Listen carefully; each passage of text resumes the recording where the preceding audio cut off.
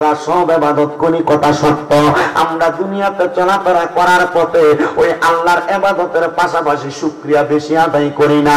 10 তলার মালিক বলে, আল্লাহ যদি আমারে আরো টাকা দিত আমি আরেকটা বাড়ি বানাইতাম। 2 তলার মালিক বলে, আল্লাহ যদি আমারও কিছু টাকা দিত আমি আরেকটা বাড়ি বানাইতাম। একখানি সম্পদের মালিক চিন্তা করে, আল্লাহ যদি আমারে আরো কিছু সম্পদ দিত আমি আল্লাহর দরবারে শুকরিয়া আদায় করতাম। পাওয়ার লোভে মানুষ কত কিছু করে। আমরা মানুষ দুনিয়াতে তাইকা আল্লাহ তাআলার প্রশংসা করতে পারি না। চিন্তা করেন রে ও আমার আজকে রোয়াচালা এলাকার ভাই বাবারা, বন্ধুরা, আপনি যদি মারা যান আপনার দামি ঘর, দামি বিল্ডিং, দামি খাট, দামি পালং কোনো কিছু আপনার কবরে দেওয়া হবে না। ওই কবরে একটা মানুষের 2টা পুঁজি থাকে, একটা হইল ঈমান আর একটা হইল আমল। ঈমান এবং আমলের দৌলত নিয়ে যদি কবরে না যাইতে পারেন, এমন ওয়াজ মাহফিল দিয়া কোনো লাভ হবে না। ওয়াজ মাহফিল করাইলেন, নামাজ পড়লেন না, ওয়াজ মাহফিল করাইলেন, ইবাদত করলেন না, না রে মুসলমান না, এইটা দিয়া কোনো লাভ হবে না। এই জন্য আপনাদের সবার কাছে আমার আবদার, আপনারা যারা মাহফিলে বসছেন বেশি বেশি আল্লাহর শুকরিয়া আদায় করার চেষ্টা করবেন। আল্লাহ যেন কবুল করে, জোরে কোন আমিন। আরেকটা কথা বইলা দিই, আমার মাহফিলের একটা সিস্টেম, আমি আমার কোন শ্রোতারে বসতে বলি না। কেন? তারা যদি মন চায় তারা বইব, যদি মন না চায় দাঁড়াই ওয়াজ শুনবে, যার যেভাবে সুবিধা হয়। এখন বইতেন কইলে পরে যাই গিয়ে এর থেকে বালা তারা দাঁড়ায় দাঁড়ায় ওয়াজ শোনা, এটা ঠিক আছে না? না শোনার থেকে আপনি শুনি না বালা। আল্লাহ কবুল করো, জোরে কোন আমিন। তো যেই কথাটা বলতেছিলাম, দৌড়া বাড়ে আল্লাহ শুকরিয়া আদায় করা শর্ত। মারহাবা। আল্লাহ তাআলার শুকরিয়া যেই ব্যক্তি আদায় করবে রে মুসলমান, হে আমার পর্দার অন্তরালের মা বোনেরা, আল্লাহর শুকরিয়া যারা আদায় করবে আমার আল্লাহ তাআলা ওই মানুষগুলারে দুনিয়া এবং আখিরাতে 10 প্রকারের সম্পদ দান করবেন, মানে 10টা নিয়ামত দান করবেন। জোরে কোন সুবহানাল্লাহ। বাজানো ও আমার ভাই বাবারা, বন্ধুরা, গভীর মনোযোগ দিয়ে আলোচনাটা শ্রবণ করার চেষ্টা করবেন। আমার আল্লাহ তাআলা আমাদেরকে আল্লাহর প্রশংসা করলে যেই 10টা নিয়ামত দান করবে, দেখবেন আপনাদের এই রোয়াচালা এলাকার কোন মানুষ যখন হার্ট অ্যাটাক করে, স্ট্রোক কইরা মারা যায়, স্ট্রোক করলে তারা ঢাকা মেডিকেলে নিয়ে যায়, ঢাকা লেভেট হসপিটালে নিয়ে যায়, আইসিইউর মধ্যে রাখে। সর্বনিম্ন 65,000 থেকে 1,15,000 টাকা পর্যন্ত আইসিইউর বিল আসে মাত্র 24 ঘন্টার। আসেনি? আমার আল্লাহ কয় জগতের বান্দার দরবারে, আমি আল্লাহর কোন বান্দা যদি আমি আল্লাহর প্রশংসা করে, আমি আল্লাহর শুকরিয়া আদায় করে, আমি আল্লাহ তাআলা ঘোষণা করলাম 1 নাম্বার বান্দার হায়াত বাড়াইয়া দেই। তাইলাম কয়টা নিয়ামত? কয়টা? আল্লাহ কয় জগতের বান্দার দল শুই না। 2 নাম্বার, ওই বান্দা যদি কঠিন কোন বিপদে থাকে, আমার আল্লাহ তাআলা বান্দারে বিপদ থেকে উদ্ধার করে। 2 নাম্বার নিয়ামত।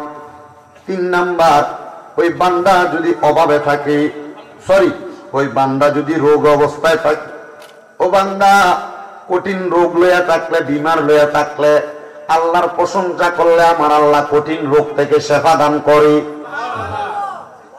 4 নাম্বার, ওই বান্দা যদি কঠিন কোন মুসিবতে বিপদের মধ্যে থাকে, আমার আল্লাহ তারে মুসিবত থেকে বিপদ থেকে উদ্ধার করে।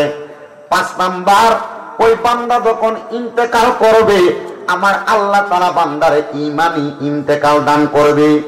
মুসলমান, এই রোয়াচালার কত মানুষ মারা যায়, মারা যাওয়ার সময় বিছানায় প্রস্রাব কইরা দেয়, পায়খানা কইরা দেয়, নাকে মুখে দিয়া রক্ত বাহির কইরা দেয়।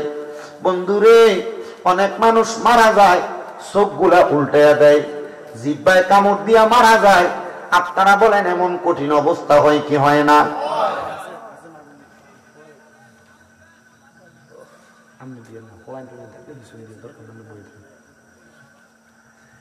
এমন কঠিন পরিস্থিতি কই একবার তো মসজিদের হুজুরে বললেন না, হুজুর মানুষ কেন মারা যাওয়ার সময় বিছানার মধ্যে প্রস্রাব কইরা দেয়, মারা যাওয়ার সময় বিছানার মধ্যে পায়খানা কইরা দেয়, হুজুর মারা যাওয়ার সময় নাকে মুখে দিয়া রক্ত বাইর হয়, ও বন্ধু, একবার তো ইমাম সাহেব এই প্রশ্নটা করলেন না, শুধু ইমাম সাহেব কেন মসজিদটা পরিষ্কার করলো না, এটা নিয়ে টমক ধরে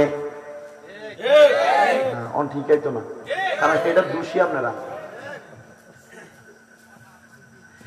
আপনারা জিজ্ঞাসা করেন আর না করেন, আল্লাহর নবীর সাহাবায়ে কেরাম প্রশ্ন করেছিলেন, ইয়া রাসূলুল্লাহ, ইয়া হাবিবাল্লাহ, নবী গো, এমন কষ্ট পেয়ে কারা মারা যায়? মানে বিছনার মধ্যে যে প্রস্রাব পায়খানা করে দেয়, নাকে মুখে দিয়ে যে রক্ত বাইরে হয়, ওই মানুষগুলা কারা? তাদের পরিচয় কি আপনি দিবেননি? আল্লাহর নবী কয়, শোনো, যখন আজরাইল ফেরেশতা তাদের সামনে চলে আসে, মালাকুল মাউত ওই বান্দাদের সামনে দাঁড়ায় গেলে মালাকুল মাউতের চেহারাটা দেখা বান্দা বড় আতঙ্কিত হয়ে যায়, বড় ভয় পেয়ে যায়। এবার মালাকুল মাউতের সঙ্গে বান্দা কথা বলার চেষ্টা করে, বান্দার তো হায়াত শেষ, ওই বান্দা তখন আর কথা বলতে পারে না। তখন আজরাইলের সঙ্গে প্রথম বাক্য ব্যবহার করার সময় তার দুই দাঁতের চোয়ালের মাঝখানে জিহ্বাটা আটকে যায়। হে মুসলমান, এ রোয়াচড়ার যুবক, এ রোয়াচড়া এলাকার মুরব্বী বাবারা, যুবক প্রজন্মেরা, পর্দার অন্তরালের মা বোনেরা, দেন আপনাদের পাও আমার সামনে দেন, আমি আমার জিহ্বাটা লাগে আপনারা পাওটা পরিষ্কার করে দিব। তো ওয়াদা করেন, এমন মরণ আল্লাহর কাছে কোনোদিন কামনা করবেন না যে আজরাইল সামনে আসলে আপনি জিহ্বায় কামড় দিয়ে মারা যাবেন। আমি আপনাদেরকে বোঝানোর চেষ্টা করছি, মনোযোগ দিয়ে শুনবেন মুসলমান। আজরাইল যখন সামনে আসে, কথা বলার চেষ্টা করলে দুই চোয়ালের মাঝখানে, একটা মানুষের দাঁতের মাঝখানে তার জিহ্বাটা আটকে যায়, কথা বলতে পারে না। এবার বান্দা আজরাইলকে চোখের ইশারা দিয়ে বোঝানোর চেষ্টা করে। বান্দার চোখের ইশারা আজরাইলের দিকে তাকাইলে, তাকায় দেখা আজরাইলের চেহারাটা এমন ভয়ঙ্কর, বান্দা তাকাইতে তাকাইতে বান্দার চোখটা উল্টে যায়, বান্দা তখন চোখ দিয়া বোঝাইতে পারে না। এবার বান্দা আজরাইলের চেহারা দেখতে দেখতে বান্দার ডান হাত এবং বাম হাত, ডান পা এবং বান্দার ঘাড়ের সাহারক গুলা টাস টাস করে ছিঁড়া যায়। তখন বান্দার রক্ত আর চলাচল করতে পারে না, তখন বান্দার রক্তগুলা নাকার মুখ দিয়ে বাইর হয়। তখন আজরাইল যখন বান্দার বুকের মধ্যে থাবা দেয়, বান্দা ওই চাপটা সহ্য করতে না পাইরা বিছানায় প্রস্রাব পায়খানা করে দেয়। কত মানুষ রোয়া চালায় মারা যায়, কত মানুষ মুরাদনগরে মারা যায়, কত মানুষ বাঙ্গরা বাজারে মারা যায়, কত মানুষ আশেপাশে এলাকায় মারা যায়। একবার তো চিন্তা করলেন না কেন মানুষটা এত কষ্ট পায় মারা গেল? ও মুসলমান, ও নবীর উম্মতের দলেরা, আশিক রাসূল ভাই বাবার একটু মনোযোগ দিয়ে শুনবেন। আমি আপনাদের সন্তানের মতো, আমি আপনাদের ভাইয়ের মতো, কারণ নাতিনাতপুরের মতো, একটু যদি ধৈর্যের সাথে একটা ঘন্টা সময় আমার দেন, আমি আপনাদেরকে ওয়াজটা বোঝাইতে পারবো। আমার একটা বিশ্বাস, এই এলাকা সোনাকান্দা দরবার সহ আশেপাশে বিভিন্ন দরগা, রাজা চাবিতলা সহ বড় বড় আউলিয়া কেরামের ভক্তবিন্দুর এখানে আছেন, অন্যান্য আউলিয়া কেরামের ভক্তবিন্দুর আপনারা আছেন।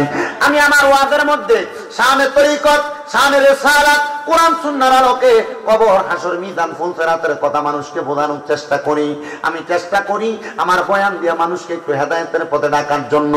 যদি আপনার ভালো লাগে আমার কথাগুলো শুনবেন। এখন আমি আমার বয়ান শুরু করি নাই, শুধু আপনাদেরকে ইমানদারের মৃত্যুটা আর বেঈমানের মৃত্যুটা কেমন একটু বোঝাইতে চাই।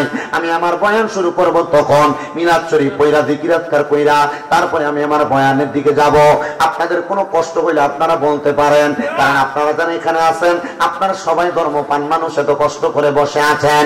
এবার আল্লাহর হাবিব বলে, শোনো, যখন আজরাইল বেঈমানের বুকের মধ্যে থাবা দেয়, বেঈমান বান্দাটা তখন সহ্য করতে পারে না। সাহাবায়ে কেরাম প্রশ্ন করে, ইয়া রাসূলুল্লাহ, ইয়া হাবিবাল্লাহ, নবী গো, ওই বেঈমান বান্দাটা কারা আপনার কাছে জানতে চাই। আল্লাহর নবী শিখিয়ে দেয়, 1 নাম্বার যারা বেনামাজি, 2 নাম্বার যারা হারামখোর, 3 নাম্বার যারা পরের হক মাইরা খায়। হারামখোরের মধ্যে অনেক প্রকার আছে। আপনাদের রোয়াসান এলাকায় সুদখোর আর ঘুষখোর আছেন, মানুষের জমি দখল করে খায় আছেন, টাকা হাওলাত নিয়ে দেয় না এমন সিটার আছেন। আপনাদের এলাকার মধ্যে মানুষের সঙ্গে বাজে কথা কয় এমন লোক আসেনি, বাইরের দলালি করে খায় এমন সিটার আসেনি। অবাক নাই, এই সিটার গুলার আল্লাহ তাআলা এমন কষ্ট দিয়ে মারবো। এবার চিন্তা করতেছে, ওয়াজটা মনে হয় জায়গা মতো ফিরে গেছে গা, কথা কন না, আছে না নাই? এমন কোন এলাকা নাই সোনার বাংলাদেশের মধ্যে, এলাকার মধ্যে টোকাইলে দুই একটা সুদখোর আর ঘুষখোর পাওয়া যাবে না, দুই একটা হারামখোর পাওয়া যাবে না, পরের হক মাইরা খাওয়াইন না পাওয়া যাবে না, জমি দখল করে খাওয়াইন না পাওয়া যাবে না। আল্লাহ নবী কয় জগতের মানুষ শুনে নাও, জাবির ইবনে সামুরা রাদিয়াল্লাহু তাআলা আনহু হাদিস বর্ণনা করে কিয়ামতের আগে এমন একটা অবস্থা হবে, আমার উম্মতের এমন একটা উম্মত বাদ থাকবে না তারা সুদের সাথে জড়িত না। নবীজি ইয়া রাসূলুল্লাহ কি বললেন? বল হ্যাঁ ইয়া রাসূলুল্লাহ, কেন সুদের সাথে তারা জড়িত না? কেন বললেন ইমানদার কি থাকবো না? আল্লাহ নবী কয় ইমানদাররা যদিও সুদ খাইতো না, তারা সুদখোরের আশেপাশে যখন ঘোরাফেরা করব, সুদখোরের গায়ের বাতাসটা তার গায়ের মধ্যে লাগবো। আল্লাহর কসম মুসলমান এমন হারামখোর সুদখোর ঘুষখোর পরের হক মাইরা খাওয়াইনের গায়ের বাতাস মুমিনের গায়ে লাগলে মুমিনের গাওটা কেমন জানি হয়ে যায়। এবার বলেন কোন হারামখোরের লগে সম্পর্ক রাখা যায় বলি? তারা দাওয়াত দিলে যে আপনারা আগে 1 নম্বরে দাওয়াতে যান, রোয়া সারা দাওয়াত বন্ধ আমার। আর দিলে দেন না দিলে নাই, ও আছে একটু কইরা যাই শুনেন। ও মুসলমান, আল্লাহর নবী রাহমাতুল লিল আলামিন নবী কয় আমি যখন মেরাজের মধ্যে গেলাম আল্লাহ তাআলা দুইটা নিদর্শন আমার দেখাইছে। ওই দুইটা নিদর্শনের মধ্যে একটা করে জান্নাত আর একটা জাহান্নাম। আমি জাহান্নামের দিকে যখন তাকাইলাম আমি এক প্রকারের মানুষ দেখলাম তাদের পেট টাকায় বুয়ুতিন গড়ের মতো দেখা যায়। আমি নবী তাকায় দেখলাম তাদের পেটের ভিতর অংশ দেখা যায়। বড় বড় সাপ বিচ্ছু পেটে একবার কলিজাত কামড় দেয়, একবার গুদ্দাটাত কামড় দেয়, একবার এইদিকে কামড় দেয়, একবার ডাইনে একবার বামে কামড় দেয়। সাহাবায়ে কেরাম কই নবী গো এরা কারা? এদের পরিচয় জানতে চাই। আল্লাহর নবী ডাক দিয়া কই উম্মত এরা হইল তারা যারা টাকার বিনিময়ে টাকা বাড়াইছে। টাকার বিনিময়ে টাকা আর কেউ বাড়ায় না। 1 লাখ টাকায় 1 বছরে 30,000 টাকা সুদ খায় এমন লোক ফেলা আছে না নাই?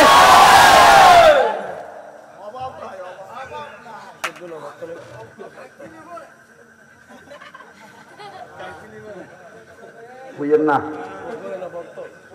এবার কি তন ফতন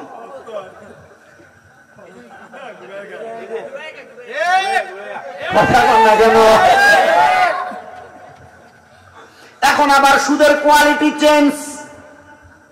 হুজুর কেমনে? এখন আর চাচা আর বাইরে সুদ খায় না, এখন চাচিরে দিয়া খাওয়ায়, বিডিএতে দিয়া খাওয়ায়। টাকা বড় বিপদে পড়ে গেছে, 10,000 টাকা সামনে আছে। এরা আমার কাছে তো নাই, আমার তো কামাই রুজি নাই, তুই দেখ আমি কই থেকে আইনাম। তো শাশুড়ির কাছে দেখ তার বইনে তার কাছে কটা টিয়া দিছে সাইলা দিবার লাগিয়া।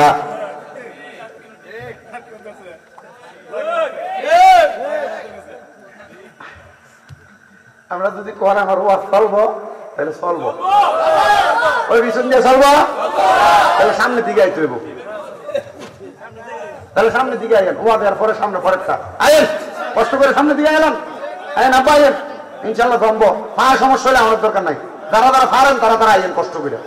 এরপর আর কেউ আইয়োক আর না আইয়োক, মোটামুটি স্টেজে তৌফিক হুজুর আছে, ইন্ডিয়া হুজুর আছে, ইন্ডিয়া আমার এই আব্বাজান আছে, আর তারা আপনারা যারা রয়েছেন আমরা তো আসুনই। মোটামুটি আমরা ওয়াশ করে এলাম। আর খিচুড়ি যে 10 দেখ খাওয়াই না, 2 দেখ খাওয়াই না তো আপনার রয়েছেন না। আবার বিডিএ বলে আছে কয়টা কয়টা প্রজেক্টর কয়টা? 2টা প্রজেক্টর, 2 প্রজেক্টর মহিলা আছে, তারা খাইবো না। আমরা ফয়দানো যদি না হয় পরে ডেট দিয়ে বেরিয়ে দিয়ে দিন ইনশাআল্লাহ নিয়ে যাবো। বিরল ভাই শুধু একটু রেডি হবে। বিরল ভাই যাইছি ওয়াসন্ত, আমি কি ওয়াজ শুনতে নাইছে? তাহলে বইয়া আল্লাহ যেন কবুল করে জোরে কোন আমিন। তাহলে সুদের কোয়ালিটি কি আছে না চেঞ্জ হয়েছে? নিজে খায় না আবার বেডিরে দিয়ে সুদ চালায়। হে মা বোনেরা আপনারা মনে রাখবেন আল্লাহর নবী শিখিয়ে দেয় ওই সুদখোর যারা, হারামখোর যারা, পরের হক মাইরা খায় যারা, তাদের পেটটা কাল বুয়ুতিন গড়ের মতো হয়ে যাইব। মাথার জায়গায় কিন্তু পেটটা দি গড়ের মতো। আল্লাহর নবী কয় হারাম এমন খানা খাইছে ওই ব্যক্তিটা কবরে গেলে আল্লাহ তাআলার মাইরের শিকার হইব। ইন্না বাতশা রাব্বিকা লাশাদীদের অন্তর্ভুক্ত হইয়া আমার আল্লাহ তাআলা এমন পিঠা ফিটবো কাঁচা বাঁশের গোড়া দিয়া বাইরেইব। আল্লাহর নবী রাহমাতুল লিল আলামিন নবীর কাছে সাহাবায়ে কেরাম কই ইয়া রাসূলুল্লাহ এগুলার শাস্তি কেমন হবে? আল্লাহ নবী কয় শোনো, এমন গুনাহগার যারা, বেনামাজি যারা, হারামখোর যারা, পরের হক মাইরা খায় যারা, ছগলখোর যারা, দোকানে বইয়া বইয়া মানুষের নামে গীবত করে যারা, এদের মরণটা কেমন মরণ হইব তোমরা শোনো না। এদের রূহ যখন কবজ করব ওই রূহটারে আজরাইল মাইলা নিবে না। দুইটা ফেরেশতা এদের রূহ নেওয়ার জন্য হাজির হয়ে যাবে। দুইটা ফেরেশতা যখন এদের রূহটা নিতে আসবে, এরা তাকায় দেখবে এই দুইটা ফেরেশতার চোখগুলো একবারে নীল কালারের হয়ে রয়েছে। এমন নীল কালার, ওই ফেরেশতারা যখন রূহটা নেওয়ার জন্য হাত দিব, দুইজন ফেরেশতার নাকের মধ্যে একটা রুমাল দিব। দুইজন ফেরেশতার নাকের মধ্যে রুমাল লাগাইব। এবার ওই হারাম করবে নামাজি বদ ব্যক্তিটার রূহটা যখন আসমানের দিকে নিব, ফেরেশতারা তাকায় দেখবো আসমানের মধ্যে অনেকগুলা ফেরেশতা ডাইনে 19 জন, বামে 19 জন দাঁড়ায় রয়েছে। কিন্তু ওই ফেরেশতারা থুতু মারে, কার রূহ আনলি? এবার ওই দুই নীল চোখরা ফেরেশতা দিগাইবো, এই ফেরেশতার দল, বান্দা মারা গেছে, তার রূহ আনলাম, তোমরা দি থুতু দাও, তোমরা তারা নিয়ে না যাইবা। থুতু দেওয়ার কারণ কি তোমরা কি বলবা নাকি? ওই 19 ফেরেশতা ডাক দিয়ে বলবে, আমরা থুতু দিই কেন, তোমরা আমাদেরকে জিজ্ঞাসা করলা? নাকের ভিতরে যে কাপড়টা দিছে এটার কারণ দেখো, তারপর থুতু দেওয়ার কারণ শুনবা। কয় শুরু? একটা নাকের ভিতরে রুমাল, আরেক ফেরেশতা কি করে? থুকু দেয়।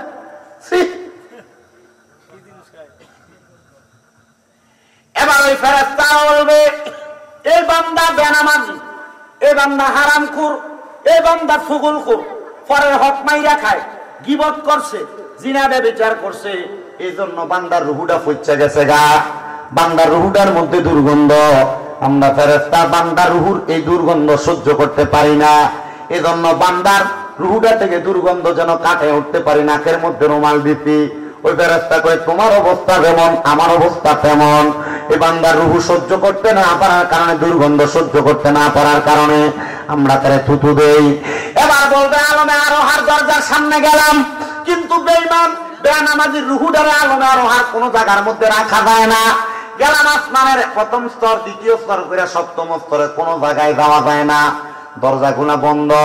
এবার আমি দেখলাম ডাইনেও বন্ধ, বামেও বন্ধ, সামনে বন্ধ, পেছন দিক দিয়ে একটা দরজা খোলা। ওই দরজাটা হলো জাহান্নামের দরজা। বান্দারে জাহান্নামে নিক্ষেপ করা হবে। ও বন্ধু, জাহান্নামের আগুনটা হবে লাল। জাহান্নামের আগুনের মধ্যে বান্দারে 1000 বছর পুরাইব। আমার আল্লাহ তাআলা জাহান্নামের আগুনের রংটা এবার বানাইব সাদা, আর 1000 বছর জ্বালাইয়া জাহান্নামের আগুনের রংটা বানাইব কালা। এই জাহান্নামের আগুনে পুড়তে পুড়তে বান্দা একবার পুড়বে না, বান্দা দুইবার পুড়বে না, বারবার বান্দারে জাহান্নামের আগুনের মধ্যে পুড়াইয়া, এবার যখন বান্দা অনেক পুড়তে পুড়তে 3000 বছর পুড়ব, বান্দা ফেরেশতাদেরকে বলবে, হে ফেরেশতা, একটু পানির ব্যবস্থা নি করা যাবে? আমি বড় পিপাসার্থ 3000 বছর পুরার কারণে।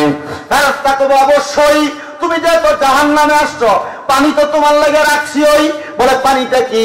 বলে, অন্য কোনো পানি না, পানিটা হইল এমন একটা লোহার গরম পাত্র, লোহার পাত্র গরম, একবারে আগুনে তাপ দেওয়া। এই পাত্রটার মধ্যে অন্য জাহান্নামীদেরকে জাহান্নামীদের মধ্যে পুরানোর কারণে রক্ত আর ফুসগুলা দেরি বাইরে বাইরে নিচে পড়ছে হাবিয়ার মধ্যে। এখান থেকে গরম এই পাত্রটার মধ্যে করে এক কাপ পানি আনবো, যে পানিটারে হাদিস শরীফের ভাষায় কই তিনাতুল খাবাল। এই তিনাতুল খাবাল পানি ডাইন না কইব, নাও খাও। বলবে, আরে পানি খাইব কেমনে? দুনিয়াতে একটা পানির মধ্যে একটা মশা পড়লে পুরা পানিটা আমি ফালাইয়া দিছি। বান্দা তখন আফসুস করবে আর বলবে, না না না, এই পানি তোমারে খাওয়া লাগবে। কারণ দুনিয়াতে সুদ খাইছো মজা কইরা, বাগাতিদার জমি দখল করে খাইছো মজা কইরা, হারাম খাইছো মজা কইরা, নামাজও পড়ছো, সুদও খাইছো। এ বান্দা, এজন্য তোমার জন্য পানির ব্যবস্থা করে রাখা হয়েছে। এবার বান্দা বিটকুটে বিটকুটে পানিগুলা মুখের মধ্যে দিবে। কিন্তু বন্ধু, কি খবর হইব জানো? বান্দা পানি যখন মুখে দিব, বান্দার পেটের নারী বুড়ি গুলা পায়খানার রাস্তা দিয়া বাহির হইয়া যাইব। চিৎকার করব, বাঁচানোর মতো কেউ আসবে না। আরে সুদ খাইয়া পোলারে বড় ডাক্তার বানাইলা, পোলারে তুমি বিদেশ পাঠাইলা সুদের টাকা দিয়া, পোলারে তুমি মানুষের মতো মানুষ বানানোর চেষ্টা করলা। ওই ফুটে তুমি আব্বারে বাঁচাইতো না, যে স্ত্রীরে দামি স্বর্ণ গয়না কিনা দেওয়ার লাগে সুদের টাকা করলা, ব্যাংকে এফডিআর করলা, ব্যাংকে ডিপিএস এর নাম দিয়ে সুদের টাকা খাইলা। আল্লাহর কসম, তোমার ওই বউ তোমার কবরে বাঁচাইতো না। এবার বলে, এই আল্লাহ তাআলার আযাব থেকে বাঁচার জন্য আমাদের সবাইকে হারাম খাওয়া ছাড়ার দরকার আছে না? না, নাম নাই, এফডিআর। সুদ নাম নাই, ডিপিএস। মুনাফা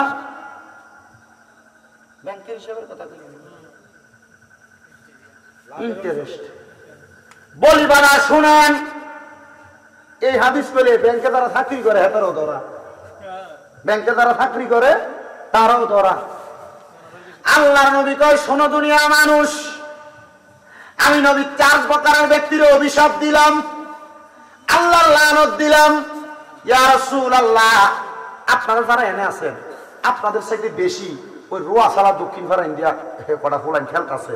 বাবা তোমরা মনোযোগ দিয়ে খেলো। আলহামদুলিল্লাহ খেলাধুলা ভালো জিনিস, তবে ব্যাটটা দিয়া বাড়ি দেওয়ার সময় স্বামী ব্রতদের কথাগুলো শুনে একটু মনোযোগ দিয়ে শূন্য, কারণ দরকার আছে। কারণ যারা যুবক মানুষ তারা যদি এখন হেদায়েত না করা যায়, আপনারা যারা মুরব্বী আছেন বয়স তো শেষের পথে, কয়দিন পরে মারা যাইবেন। এরা ঠিক হইলে সমাজ ঠিক হইব। এবার বলেন, আমরা সমাজের যুবকদেরকেও ঠিক করার দরকার আছে না? না, আমার গাড়িটা ভাড়া দিয়ে রাখবে না, আছে খুব ভালো ছেলেরা। আমি যখন আসছি দেখছি যে দৌড়ে আইসা কয়েকজনে খুব সুন্দর করে একবারে মাহফিল কমিটির কল দিয়া পর্যন্ত নিয়ে গেছে। আল্লাহ তাআলা রোয়া চালানা শুধু মুরাদনগর, বাঙ্গরা, এরপরে হোমনা, তিতাস, নবীনগরের পশ্চিম সাইড, এই এলাকায় আলহামদুলিল্লাহ আপনারা যখনই কোনো ওলামায়ে কেরাম আসে, আপনাদের এলাকার মানুষ ঠিক মেয়ের জামাইরে যেমন আদর করে হুজুরের এমন আদর করে। এটা আমি পছন্দ করি এবং আমি এদিকের মানুষের সাথে যোগাযোগ যখন করে আলহামদুলিল্লাহ চেষ্টা করি যদি ডেট খালি থাকে মাহফিল রাখা। কেন জানেন? কারণ আপনাদের এলাকায় আলেমদেরকে সম্মান করে, ইজ্জত করে, এটা শুকরিয়া, ব্যবহার সুন্দর করে, এটাই ভালো। কারণ আপনাদের একটা বড় কথা আছে, সোনাকান্দার মরহম পীর সাহেব হুজুরের মতো বড় আল্লাহর ওলি আপনাদের এলাকায় শুয়ে আছে। ওনাদের যে ফয়জত আপনাদের সিনাতে আসছে, আপনারা ওইখানে যান আর না যান, রাজা চাবি চলার মতো এত বড় আল্লাহর ওলিরা এখানে শুয়ে আছেন। হযরতে আব্দুল ঈসা রাহমাতুল্লাহ আলাইহির মতো আল্লাহর ওলিরা শুয়ে রয়েছে। হয়তোবা শুয়ে আছে, এটা আশেপাশের ভিতরে যে বদকাজ গুলা করে, এ করার কারণে হয়তো উল্টা পাল্টা চলে আর কি, কিন্তু ওলিরা তো সত্য, এটা তো ঠিক আছে। তো যেই কথা বললাম, নবী কয় প্রকারের মানুষ অভিশাপ দিছে? আমরা রাখতে পারি 4 প্রকারের ব্যক্তির অভিশাপ দিছি। ইয়া রাসূলুল্লাহ, কারা? আল্লাহর নবী ডাক দিয়ে কয়, 1 নাম্বার যারা খায়, 2 নাম্বার যারা দেয়, 3 নাম্বার যারা সাক্ষী, 4 নাম্বার যারা লেখে। যারা সুদের টাকা খায়, আল্লাহ নবী কয় তাদের উপর আমি লানত দিলাম। যারা সুদের উপরে টাকা নেয়, এই ব্যক্তিরা আমি লানত প্রদান করলাম। আমরা জানি খামিনার দেউনার কথা, কিন্তু আব্বা আমরা এলাকার মধ্যে ইস্টেমের মধ্যে সই দিয়া পর্যন্ত সুদের টাকা নেয়। ওমা ঠিক আছে, তুমি এটার একটা গ্যারান্টি লাগবো না, এমন কারবার করে। তো যে ব্যক্তি সুদের টাকার কাগজ ডালে, আল্লাহর নবী কয় যিনি কাটে ওই লেহুইনা বেড়া খাউইনা যে খাইয়া লাভ হইব, ওই ব্যক্তি দিয়ে আঘাতে জ্বলব, লেহুইনা বেড়া সেই আঘাতের মধ্যে জ্বলব। এবার এলাকার বালা ব্যক্তি যেটা নামাজি মানুষ, ভদ্র মানুষ, তারে কয় কাকা আমার কাছ থেকে 1 লাখ টাকা নিব, আপনি একটু সাক্ষীরা হয়ে যান। আল্লাহর নবীকে এমন সাক্ষী দ্বারা হইব জাহান্নামের আগুনে তারাও সমানভাবে ফুরাইব। সাবধান হও মুসলমান, কবরের কঠিন আযাব থেকে বাঁচার জন্য, আল্লাহ তাআলার কঠিন আযাব থেকে বাঁচার জন্য তোমরা এখন থেকে সাবধান হয়ে যাও। এবার মুমিনের ইন্তেকাল, আমি 10টা নিয়ামতের কথা বলছি, 5 নাম্বার ঈমানের সাথে মৃত্যুবরণ, আমি সেই কথার মধ্যে ছিলাম রে বাবারা। এবার আসেন আল্লাহ তাআলা আজ 6 নাম্বার কি নিয়ামত দান করব। মুমিন বান্দা যদি হয়, ইন্তেকাল করবে যখন, ইন্তেকাল করার সময় দুনিয়ার বান্দা যারা বেঈমান, যারা হারামখোর, যারা পরের হক মেরে খাইছে, তারা তো বিছনার মধ্যে প্রস্রাব পায়খানা কইরা দিয়ে ইন্তেকাল করছে। কিন্তু যেই ব্যক্তি ইমানদার, আজরাইল যখন তার সামনে আইব, আজরাইল তার সামনে আসার আগে আর 2টা ফেরেশতা ইমানদারের সামনে আইব, মুমিনের সামনে আইব। এ দাড়ি পাকা বয়স্ক বাবারা, আমার যুবক নওজোয়ান ভাইরা, পর্দার অন্তরালের মা বোনেরা, ওই 2টা ফেরেশতা যখন সামনে আইব, একটা ফেরেশতার হাতের মধ্যে মেশক আম্বরের আতরের একটা বোতল থাকবো, আর একটা ফেরেশতার হাতের মধ্যে জান্নাতের একটা আপেল থাকবো। ওই মেশক আম্বরের আতরটা লইয়া ফেরেশতাটা নাকের কাছে লাগিয়ে দিব, গো বান্দা সুগ্রাণ পাইয়া যখন ঘুমাইয়া যাইব, এবার বান্দা অল্প কিছুক্ষণের মধ্যে আজরাইল তার সামনে। আজরাইল আইসা বান্দার বুকের মধ্যে হাত দিব, কিন্তু বুকের মধ্য থেকে দুইটা ফেরেশতা উত্তর দিবে, আজরাইল এই বুক দিয়ে রূহ কবজ করতে পারবা না। বলে কেন কেন কেন? বান্দা এই বুকের মধ্যে আল্লাহ নবীর ভালোবাসা ধারণ কইরা নামাজের তালিম নিছে, জিকিরের তালিম নিছে, ভালো কাজের তালিম নিছে, নেওয়ার কারণে আমরা দুইজন ফেরেশতা বান্দার বুকটারে পাহারা দেই। এই জন্য বান্দার বুকে দিয়া কষ্ট দিয়া বান্দার রূহ নেওয়া যাবে না। আরে বান্দা রূহ কবজ করার সময় এমন চিৎকার চিৎকার দেয়, আল্লাহর নবী কয় দুই প্রকারের ব্যক্তি ছাড়া মাখলুকাত ছাড়া সবাই তার চিৎকার শুনতে পায়। মানুষ আর জিন জাতি শুনতে পায় না, আর কুকুর বিড়াল আর আকার মুরগিগুলা পর্যন্ত মৃত্যু ব্যক্তির ইন্তেকালের সময় চিৎকারের আওয়াজ শুনতে পায়। এবার বান্দার বুক দিয়ে যখন রূহ যাবে না, বান্দার মুখের মধ্যে আক্রমণ করা হবে, ওই বান্দার মুখের মধ্য থেকে দুইজন ফেরেশতা আওয়াজ দিবে, বান্দা 5 ওয়াক্ত নামাজ আদায় করার জন্য সুবহান রাব্বিয়াল আলা, সুবহান রাব্বিয়াল আলা, সুবহান রাব্বিয়াল আলা বলে সিজদা দিছে। বান্দা 5 ওয়াক্ত নামাজের আগে ওযু বানাইছে। এই ফেরেশতা আজরাইল আপনি বান্দার মুখ দিয়ে রূহ কবজ করতে পারবেন না। এবার আজরাইল বান্দার ডান দিকে আক্রমণ করবে। ডান দিকে আক্রমণ করলে ডান দিক থেকে জবাব আসবে, আমরা বললাম মৃত্যু ব্যক্তির দান সাদকা, আমরার কাজ দিয়ে তোমরা কোনোদিন রূহ কবজ করতে পারবা না। বান্দার বাম দিকে আবার আজরাইল ফেরেশতা যখন আক্রমণ চালাইবো, বাম দিক থেকে আওয়াজ আসবে, আমরা বললাম বান্দার মা বাবার খেদমত, বান্দার বাম দিক দিয়ে তুমি আক্রমণ চালাইয়া মারতে পারবা না। এবার আজরাইল ফেরেশতা আল্লাহ তাআলার কাছে ফিরে যায়, আর আমার আল্লাহ তাআলার কাছে দাঁড়াতে, আল্লাহ বান্দার রূহ তো কোনো দিক দিয়ে কবজ করা যায় না। আজরাইল আমার আল্লাহ জবাব দেয়, এ আজরাইল বান্দা ইন্তেকাল করবে, বান্দা তো মুমিন, বান্দার নামাজ তোমারে বাধা দেয়, বান্দার দান সদকা বাধা দেয়, মা বাবার খেদমত বাধা দেয়, বান্দা ইন্তেকাল করার আগে কলমা পড়া মরবো, কালেমা পড়া মরবো, এজন্য বান্দার রূহটা বাইর হয় না। এবার যেই দুই ফেরেশতা বান্দার মাথার কাছে আর নাকের ডগায়, ওই দুই ফেরেশতা মেশকম্বরে আতপটা আবার যখন দিব বান্দার ঘুম ভেঙে যাইব। এবার বান্দার চোখ খুলে দেখবে ওই যে জান্নাতি আপেলটা বান্দার সামনে ধরে রাখছে, জান্নাতি আপেলের মধ্যে লেখা আছে কালিমা তাইয়্যিবা শরীফ। ওই কালিমা তাইয়্যিবা দেখা বান্দা যখন দ্বারা কালিমা পড়বে, লা ইলাহা ইল্লাল্লাহ মুহাম্মাদুর রাসূলুল্লাহ সাল্লাল্লাহু আলাইহি ওয়াসাল্লাম। রুয়াখালার মানুষ আপনারা বলেন নবীজি যেই কালেমা, ওই কালেমা পড়লে কি গুনাহ হয়? সওয়াব হয়। আল্লাহর নবী কয় বিকাউলি লা ইলাহা ইল্লাল্লাহ মুহাম্মাদুর রাসূলুল্লাহ ফাদাখালাল জান্নাহ, তারা জবান দিয়া কালিমা তাইয়্যিবা পড়ছে তারা জান্নাতে যাইব। ও বন্ধুগো বন্ধুগো বন্ধুগো, তাহলে আপনারা আজকে কেন কালেমা পড়লেন? মুহাব্বতের আমাকে সবাই আমার সাথে বলেন লা ইলাহা ইল্লাল্লাহ ও মুহাম্মাদুর রাসূলুল্লাহ সাল্লাল্লাহু আলাইহি ওয়াসাল্লাম। বান্দা কালিমা পড়ছে, বান্দা কালিমাটা পড়া বান্দার মুখ দিয়ে যে নিঃশ্বাস বাইর হবে, আল্লাহ আদেশ দিবে আজরাইল তাড়াতাড়ি বান্দার রূহটা কবজ করো। আজরাইল ফেরেশতা বান্দার রূহটা তখন কবজ করে নিয়ে যাবে। এবার বান্দা টের পাবে না। এর মধ্যে আজরাইল যখন ওই বান্দার রূহটা নিয়ে যাবে আসমানের দিকে, বান্দার রূহটা আজরাইলের হাতের মধ্যে থাকবে না। বাইনাস দললে বাইনাস যেমন ভাবে স্লিপ করে করে পড়া জায়গা, আজরাইলের হাতের মধ্যে ইমানদার মুমিনের রূহটা থাকবে না, এমন ভাবে পইরা যাওয়ার চেষ্টা করবে। আজরাইল বলবে আল্লাহ কার রূহ কবজ করলাম? বান্দার রূহ তো আমি আজরাইলের হাতের মধ্যে থাকে না। আজরাইল আমার আল্লাহ বলবে জান্নাতের মধ্যে যাইয়া এক নাম্বার তুমি একটা ফিদ্দা মানে একটা রূপার পেয়ালা আনো, রূপার পেয়ালার মধ্যে বান্দার রূহটা তুমি রাখো, কিন্তু রূপার পেয়ালার মধ্যে বান্দার রূহটা থাকবে না। পানি যেমন ভাবে একটা ট্যাপ ছাইরা দিলে উতরে উতরে উপর দিয়ে পইরা যায়, বান্দা তখন তোমার রূহটা তেমন ভাবে রূপার পেয়ালা থেকে পড়ে যাবে। এবার বলবে যাও যাও যাও, বান্দার রূহটা এবার স্বর্ণের একটা পেয়ালার মধ্যে রাখো। স্বর্ণের পেয়ালায় থাকবে না, যতক্ষণ স্বর্ণের উপর পেয়ালার মধ্যে বান্দার রূহটাকে আদান প্রদান করা হবে, ততক্ষণে বান্দার জানাজা শেষ, কাফন শেষ, দাফন শেষ। এবার বান্দার এই রূহটা নিয়ে কি করবে? আলমে আরোহার মধ্যে তো রাখবে না।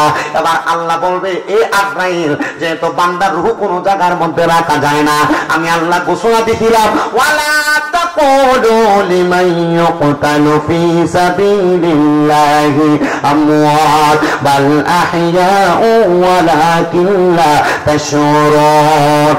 আমি আল্লাহ রাস্তায় চলে আসে, ইমান নিয়ে আসে, এরা মৃত না, আমি আল্লাহ কইছি এরা জিন্দা। যাও যাও যাও, কোন জায়গায় যেহেতু বান্দার রুহুটা থাকে না, বান্দার রুহুটা আবার বান্দারে দিয়া দাও। সোনাকান্দার মরহুম পীর সাহেব হুজুর উনি মরছে না রে, মরছে না, ওনাদের রুহু আবার ওনাদেরকে দেওয়া হয়েছে। দিছে কে? আর ঘুরে বলেন দিছে কে? আমার রুহা চালার যুবক ভাইরা, আল্লাহর ওলিয়া মরে না, তাদেরকে আবার রুহু ফেরত দেওয়া হয়। তারা ইন্তেকাল করে, ইন্তেকাল করে। আমার সাথে মাওলানা তফিকুল ইসলাম হুজুর আছেন, হুজুরকে জিজ্ঞাসা করেন বলে হুজুর ইন্তেকালের মানে হইল এই জায়গা থেকে আরেক জায়গার মধ্যে গেছে, আলমে হায়াতে জিন্দেগি দুনিয়ার জগৎ থেকে বান্দাটা আর বরজখের মধ্যে চলে গেছে, কিন্তু বান্দা সেই জায়গার মধ্যে জীবিত আছে। কিন্তু অনেকে তারা মরা বলে, না না না, আল্লাহ কয় ওয়ালাকিল্লা তাশুরুন, এদেরকে তারা মরা বলে, এদেরকে তারা মুদ্দা বলে, এরা শুনতে পায় না, বুঝতে পারে না, এরা মুদ্দা না, এরা মুদ্দা না, এরাদেরকে যারা মুদ্দা বলে এরা নির্বুধ, এরা বোকা, এরা বুঝে না। তোমরা এদের সঙ্গে তর্ক করবা না।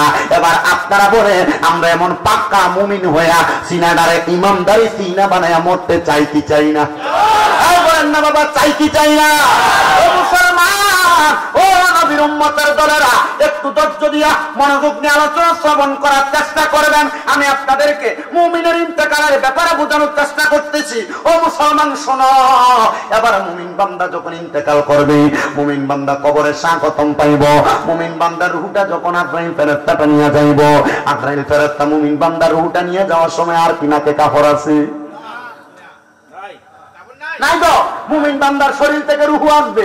ও বন্ধু, নবীর হাদিস শরীফ পড়লাম, হযরত আনাস রাদিয়াল্লাহু তাআলা বলে, একদিন আমি ফজরের নামাজের আগে আমার নবীজির সামনে বসা, আমার নবী রাহমাতুল লিল আলামিন নবীরে দেখতাছি, নবীজি নিচের দিকে তাকানো, কিন্তু আমার নবীজির চোখ মোবারক থেকে টপ টপ করে পানিগুলা পড়তেছি। আমি জিগাইলাম, ইয়া রাসূলুল্লাহ, ইয়া আবি, হে আমার আব্বা জান। আনাস রাদিয়াল্লাহু তাআলা নবীর মাঝে মাঝে আব্বা কইও ডাকতো, আবার আমার নবী মাঝে মাঝে ইয়া বুনাইয়া, হে আমার ছেলে কইয়া ডাকতো। হযরত আনাস কিন্তু নবীজির ফুট ছিল না। মারহাবা, আর এরকম না মারহাবা। ও বন্ধু, ফুট ছিল না তবুও ফুট ডাকতো, বাপ ছিল না তবুও বাপ ডাকতো। কারণ আমার নবীজি আমাদের একশোকে বাবা বলে। কেন? নবীদের স্ত্রী উম্মুল মুমিনিন, মুমিনের মা। তো যদি নবীর বউ যদি আপনার মা হয়, নবী তো আপনার আব্বা, এটা আমরা বিশ্বাস রাখি, অন্তরে ধারণা রাখি। বলে কেন?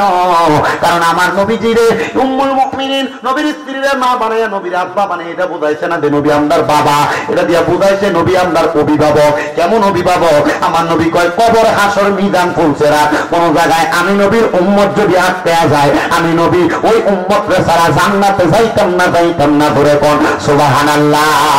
ওই কবরে হাসরে ফুলছেরাতে কোন আপন হবে না, যে জন তোমার আপন হবে সেই তো মদিনা, যে জন তোমার আপন হবে সেই তো মদিনা।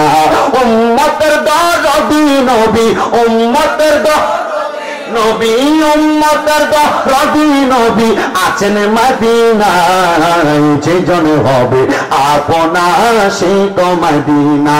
বলেন কার লাগিয়া কান্দরে মনে, কার লাগিয়া বান্দ, কার লাগিয়া কান্দরে মনে, কার লাগিয়া বান্দ, কেউ তো তোমার আপন হবে না, না না না, যে জন হবে আপনা সেই তো মদিনা।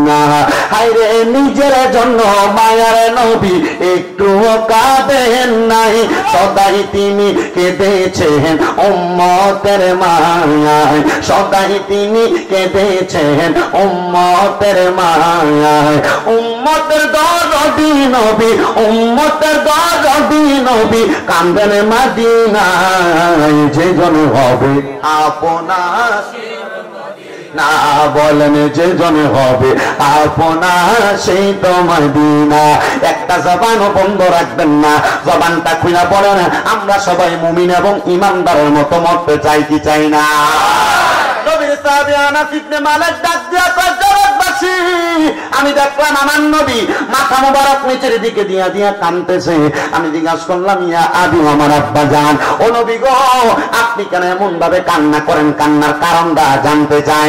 আল্লাহর হাবিব কয়, শোনো, মানুষের কান্না দুই রকমের, একটা সুখের কান্না আর একটা দুঃখের কান্না। আমি নবী দুঃখে কান্দি না রে, আমি নবী বড় সুখে কান্দি। বলে কেন সুখে কান্দ? বলে যখন কোন মুমিন মারা যায়, যখন কোন বদকার মারা যায়, তাদের মরণের অবস্থা কিন্তু দুইটা। ও নবী কেমনে দুইটা? আল্লাহর নবী কয় কোন বদকার বান্দা মারা যাওয়ার পরে আজরাইল যখন বদকার বান্দার রুহুটা নিয়ে তাড়াতাড়ি যাওয়ার চেষ্টা করে, তখন বদকার বান্দার রুহুটা ডাক নিয়ে কইরা, আজরাইল আমার রুহুটারে তুমি কেন এত তাড়াতাড়ি নিয়ে যাও? যদি জানতা আমার রুহুরে কবরে কি শাস্তি দেওয়া হইব, তাহলে তুমি আমার রুহুটারে এত তাড়াতাড়ি নিয়ে যাইতা না। আর যদি কোন মুমিন মারা যায়, ওই মুমিন মারা গেলে আমার আল্লাহ তাআলার ফেরেশতা, আল্লাহ তাআলার ফেরেশতা আজরাইল মুমিনের রুহুটা জবাব দেয়, এ ফেরেশতা আজরাইল তুমি আমার রুহুটা কেন এত আস্তে আস্তে নিয়ে যাইতেছো? তাড়াতাড়ি নিয়ে যাও, তাড়াতাড়ি নিয়ে যাও। তখন আজরাইল বলবে কেন? মুমিন বান্দার রুহু বলবে জানোনি আল্লাহ তাআলা মুমিনের জন্য কি পুরস্কার রেডি করে রাখছে, কি আরামের জায়গা রেডি করে রাখছে। তুমি যদি জানতা তুমি আমার এত আস্তে আস্তে মুমিন বান্দারে নিয়ে যাইতা না, তাড়াতাড়ি নিয়ে যাও। তখন মুমিন বান্দারে তাড়াতাড়ি নিয়ে যাওয়া হবে। আমার দাড়ি পাকা মুরব্বী বাবারা, যুবক নওজোয়ান ভাইরা, পর্দার অন্তরালের মা বোনেরা, এমন মুমিন বানান, আপনার দেহটারে মুমিনের দেহ বানান, আপনার শরীরটারে মুমিনের শরীর বানান, চেহারাটারে মুমিনের চেহারা বানান, আপনার রুহুটাকে মুমিনের রুহু বানান। দেখবেন কবরে যাওয়ার পরে বড় শান্তি পাইতেছেন। শুনেন রে বাবাজিরা, মুমিনের মৃত্যু তো পাইলে না, তো আরামদায়ক মৃত্যু। আল্লাহর নবী কয় মুমিন বান্দা মারা যাওয়ার পরে ওই বান্দা যদি আল্লাহর প্রশংসা করা বান্দা হয়, বান্দা 5 নাম্বার পুরস্কার পাইলো মুমিনের মৃত্যু, ইমানদারের মৃত্যু। বান্দা 6 নাম্বার পুরস্কার, বান্দা যখন তোমার কবরের মধ্যে রাখা হবে, ওই কবরের মধ্যে মাটির বিছানার মধ্যে রাখা হয়, কবরের মধ্যে কোনো লেপ, কোনো তোষক, কোনো কম্বল, কোনো জাজিম দেওয়া হয় না। কি জীবন বানাইলা তুমি? মরার পরে তোমার বাস বছর আগে তোমার লাশ পড়ছে জায়গা। কি জীবন বানাইলা ও বন্ধু? মরার পরে তোমার লাশ পচার আগে, বাস পচার আগে লাশ পৌঁছা দেয়। জীবন দিয়া কি হইব না আলোতের জীবন। আল্লাহ নবী কয় একটা মানুষকে যখন সাদা মার্কিন কাপড়টা পরে কবরে রাখবো, যদি বান্দাটা আল্লাহর প্রশংসাকারী বান্দা হয়, বান্দার অন্তরটা জিকিরওয়ালা অন্তর হয়, কলবটা জিকিরওয়ালা অন্তর হয়, বান্দার লাশটা কবরে রাখার সময় রোয়াসালার মানুষ দেখবো মাটির মধ্যে শোয়া দিতাছে, কিন্তু না না না, বান্দারা মাটির মধ্যে শোয়ায় না। বান্দার কবরে 3 জন ফেরেশতা জান্নাতি কম্বল, জান্নাতি বিছানা বিছাইয়া দে। সোনারগাঁ হোটেল ঢাকা সববার। আমি বেশি দিন হয় না মক্কা মদিনা থেকে আসছি। গড়িয়াল একটা টাওয়ার আছে না, এটার ভিতরে একটা হোটেল আল গুফরান, আমার রুম ছিল এটাতে। যে বিছানা, মনে করেন আমি 10 দিন মক্কায় ছিলাম, 10 দিন আপনাদের দোয়ায় 10টা উমরা হজ করছি।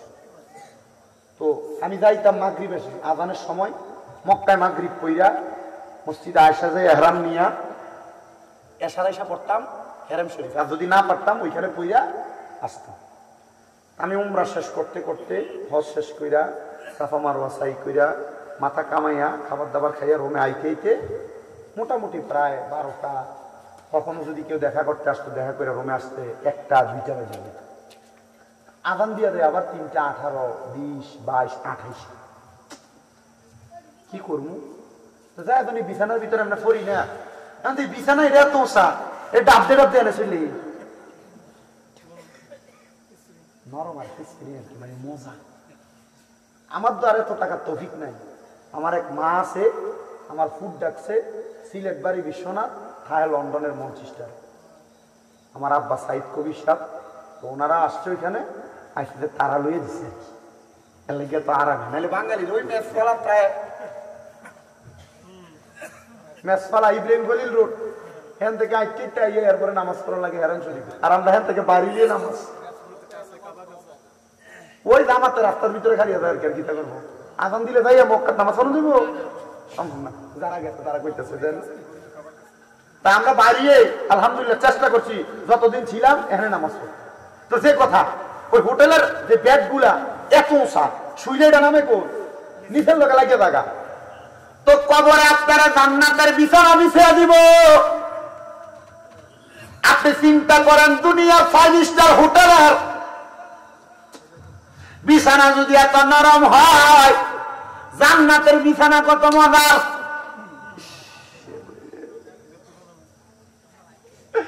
আজকের ওয়াসালার মানুষ, ও মধ্যপাড়ার মানুষ, ও দক্ষিণ পাড়া, উত্তর পাড়া, আশেপাশে এলাকার মানুষ শুনান, শামীম রাজা ছোট মানুষ, দুই একটা কথা আমি আপনাদের হেদায়েতের উদ্দেশ্যে বইলা দিয়া যাই। আমি এই কথাটা আপনাদের জন্য এই জন্য নিতেছি, যেন আপনারা আপনাদের জীবনটারে মুমিন ইমানদারের দৌলত দিয়ে আপনি ধনী বানাইতে পারেন। কেন কেন কুমিল্লা শহরের কোম্পানিগঞ্জের বাজারের বাটা দোকানে গেলে জুতার গ্যারান্টি আছে 3 মাস, কিন্তু আপনার ইমানের গ্যারান্টি আপনার কাছে 3টা সেকেন্ডও নাই। যদি ইমানের গ্যারান্টি 3টা সেকেন্ডের বেশি থাকতো, তাহলে আপনি বান্দা কোনোদিন নামাজ ছাড়তেন না, বান্দা বদ পথে যাইতেন না, খারাপ পথে যাইতেন না। আল্লাহ আমাদেরকে ইমানের দৌলতে ধনী হওয়ার তৌফিক দান করুন। ধরে কোন আরো ধরে মুসলমান, ওই কবরের বিছানাটা কিসের বিছানা? জান্নাতের বিছানা। এবার ওই কবরের মধ্যে আপনারা রাখবো বিসমিল্লাহি ওয়া আলা মিল্লাতি ইল্লাল্লাহ। রাসূলুল্লাহ, রাসূল না ময়রা পচ্চা গইলা মদিনা ছুঁয়ে রইছে। তাহলে যদিও নবী মদিনায় বিসমিল্লাহি ওয়া আলা মিল্লাতি রাসূলিল্লাহ বলে নবীর কাছে দিছো, তার মানে কবরে নবী আইবো। আর ঘুরে কন্যা সুবহানাল্লাহ।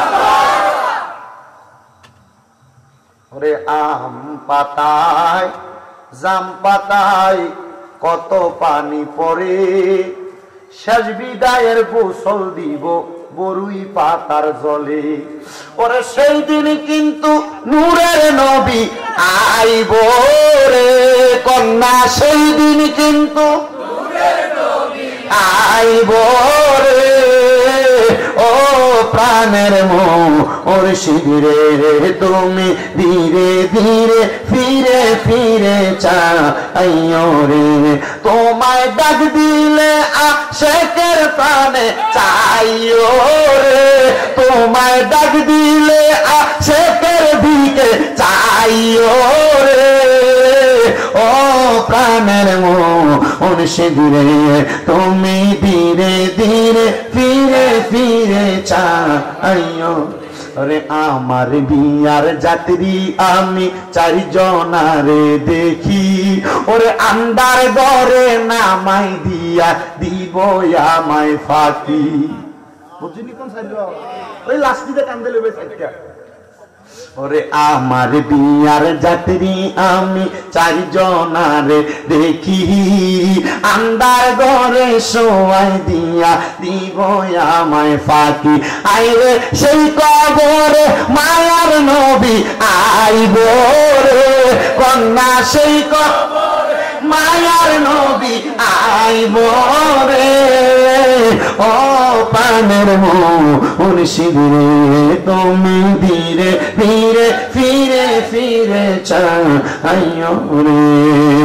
ওই কবরে নামাইবো বিসমিল্লাহি ওয়া আলা মিল্লাতি রাসূলিল্লাহ। ওই কবরে নবীর মিল্লাতে যখন আপনারে আমারে দেওয়া হইব, ওই কবরের মধ্যে দিয়ে আপনার কবরের উপরে বাঁশগুলা দিব, বাঁশের চাটাইগুলা দিব, চাটাইগুলা দিয়া আপনার কবরের উপরে মাটি দিব। মিনহা খলাকনাকুম ওয়া ফিহা নুঈদুকুম ওয়া মিনহা নুখরিজুকুম তারাতান উখরা। ও বন্ধু, কত আলেম উলামারা এই আয়াতের তাফসীর করে, আল্লাহ মাটি দিয়ে আপনারে বানাইছে, মাটি থেকে আবার আপনারে ঢুকাইবো মাটিতে, আবার মাটি থেকে বাইর হইব। জিগান তৌফিক হুজুর রে, হুজুর এই আয়াতের কোন জায়গার ভিতরে মাটির আরবি শব্দটা আসেনি?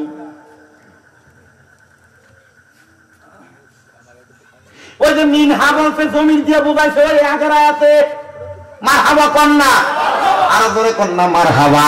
আল্লাহ মাটি দিয়া বানাইছে, মাটিতে ঢুকাই বাবার মাটিতে কেউ উঠাইব। সবাই জোরে জোরে একটু জিকির করেন লা ইলাহা ও লা ইলাহা লা ইলাহা ইল্লাল্লাহু মুহাম্মাদুর রাসূলুল্লাহ সাল্লাল্লাহু আলাইহি ওয়াসাল্লাম। জবান খুলে জোরে জোরে পড়ি আলহামদুলিল্লাহ। এবার কবরে মাটি দিয়া যখন আপনার এলাকার মানুষ আপনারা কবরের মধ্যে শোয়া দিয়া চইলা যাইব, কবরের ভিতরে একটা মোমবাতি জ্বালাইব। কবরের ভিতরে লাইট অন্ধকারে কেমনে থাকবা? আল্লাহ নবী কয় যদি মুমিন হয় 5 ওয়াক্ত নামাজের ওযু বানাই। কয় ওয়াক্ত ওযু বানাই রে? হে যুবক শোনো, হায়রে আমার পর্দার অন্তরালের মা বোনেরা শোনো, বান্দা কবরে যাইবা, তোমার কবরে কোনো আলো নাই, বাতাস নাই, কিন্তু যদি মুমিন হও তোমার কবরের মধ্যে 2 জন ফেরেশতা মুনকার আর নকির যখন আইব, মুনকার নকির আইসা দেখবো ওই কবরের মধ্যে নূরের আলো ফক ফক করে জ্বলতেছে। এবার ওই ফেরেশতারা জিগাইবো, আল্লাহ সব বান্দার কবর তো অন্ধকার, এই বান্দার কবর কেন এত আলোকিত দেখা যায়? তখন বলবে বান্দা 5 ওয়াক্ত নামাজের ওযুর কারণে বান্দার চেহারার মধ্যে এমন একটা নূরের আলো, ওই আলো দিয়া বান্দার অন্ধকার কবর আলো হয়ে গেছে। তোমার কবর তুমি আলোকিত বানাইবা, তোমার কবর তুমি অন্ধকার বানাইবা, সিদ্ধান্ত তোমার, বইলা দেওয়ার দায়িত্ব আমার। আমি আমার পর্দার অন্তরালের মা বোনদের কাছে বলবো, ওয়াজটা কিন্তু কিছুক্ষণ পরে আপনারও উপরে পড়ব, সাবধানতা, একটু সুন্দর করে বসেন, না জানি ওয়াজটা আপনারা কোন মায়ের গায়ে পড়ে যায়। আপনারা তার এখানে বসছেন, আপনাদের গায়ে ওয়াজটা পড়ব, শুধু একটু মনোযোগ দিয়ে বসবেন। বলে হুজুর আমরা গায়ে পড়লাম না, বৈশালা বইব কি আমরা জায়গা? না না না, যদি হেদায়েত হইতে চান, ইহদিনাস সিরাতাল মুস্তাকিম পথটা পাইতে চান, ওয়াজটা শুনেন, ওয়াজটা দিয়ে আপনার কি লাভ হয় একটু জানার চেষ্টা করেন। এবার এই কবরের মধ্যে মুমিন যদি হয়, আল্লাহর প্রশংসাকারী বান্দা যদি হয়, কবরের মধ্যে সুন্দর আলো হয়ে যাইব বান্দার চেহারার নূর দ্বারা। এবার কবরে ফেরত পাইব 5টা।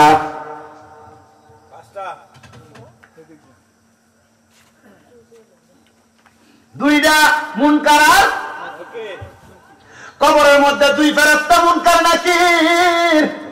ওই মুনকার নাকির আবার কবরে যে আমরা প্রশ্ন করে, মান রব্বুকা ওমান দীনুকা ওমান নাবিয়ুকা, করেনি? কিন্তু মুমিন বান্দারে কবরের ভিতরে তো প্রশ্নই করতো না। হ্যাঁ, কি মুমিনের প্রশ্ন করতো না? উত্তরে প্রশ্ন কার লাগা? আর প্রশ্নের উত্তর মুমিনের লাগা না তো। প্রশ্ন করবে না কেন? কারণ বান্দার চেহারার মধ্যে তার নামাজের ছাপ থাকবে, বান্দার চেহারা, বান্দার দেহের মধ্যে তার মুমিনত্বের ছাপ থাকবে। তখন ফেরেশতা বান্দার ঈমানদারি চেহারা দেখা বান্দা বলবে আর হিসাবের দরকার নাই, সামনের দিকে যাও, জবানটা খুলে ধরে ধরে কোন সুবহানাল্লাহ। বন্ধু আমার, আবার অন্য বর্ণনায় দেখলাম কবরে প্রশ্নমান রব্বুকা, বান্দার মুখ থেকে আওয়াজ আসবে, বান্দা বলবে রব্বি আল্লাহ।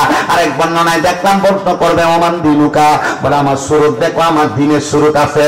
দাড়ি নিজে ফোন শেভ করলা, কাছে আলাইলা, কবরের মধ্যে তুমি যাইবা, শোনো মুসলমান শুইনা লাও, তারা এখানে বসলে একটু মনোযোগ দিয়ে শোনো। ওই কবরে 3 নাম্বার প্রশ্ন, আমার নবীরে তোমার সামনে আনবো, ওমান হাজার রাসূল, এই ব্যক্তিরে চিনো কিনা? আমার নবীরে তোমার সামনে দাঁড় করে বলবে দেখো চিনো কিনা? বান্দা শোনো শোনো শোনো, যখন আমার নবী তোমার সামনে আসবে তুমি নবীরে চিনা লাগবে না।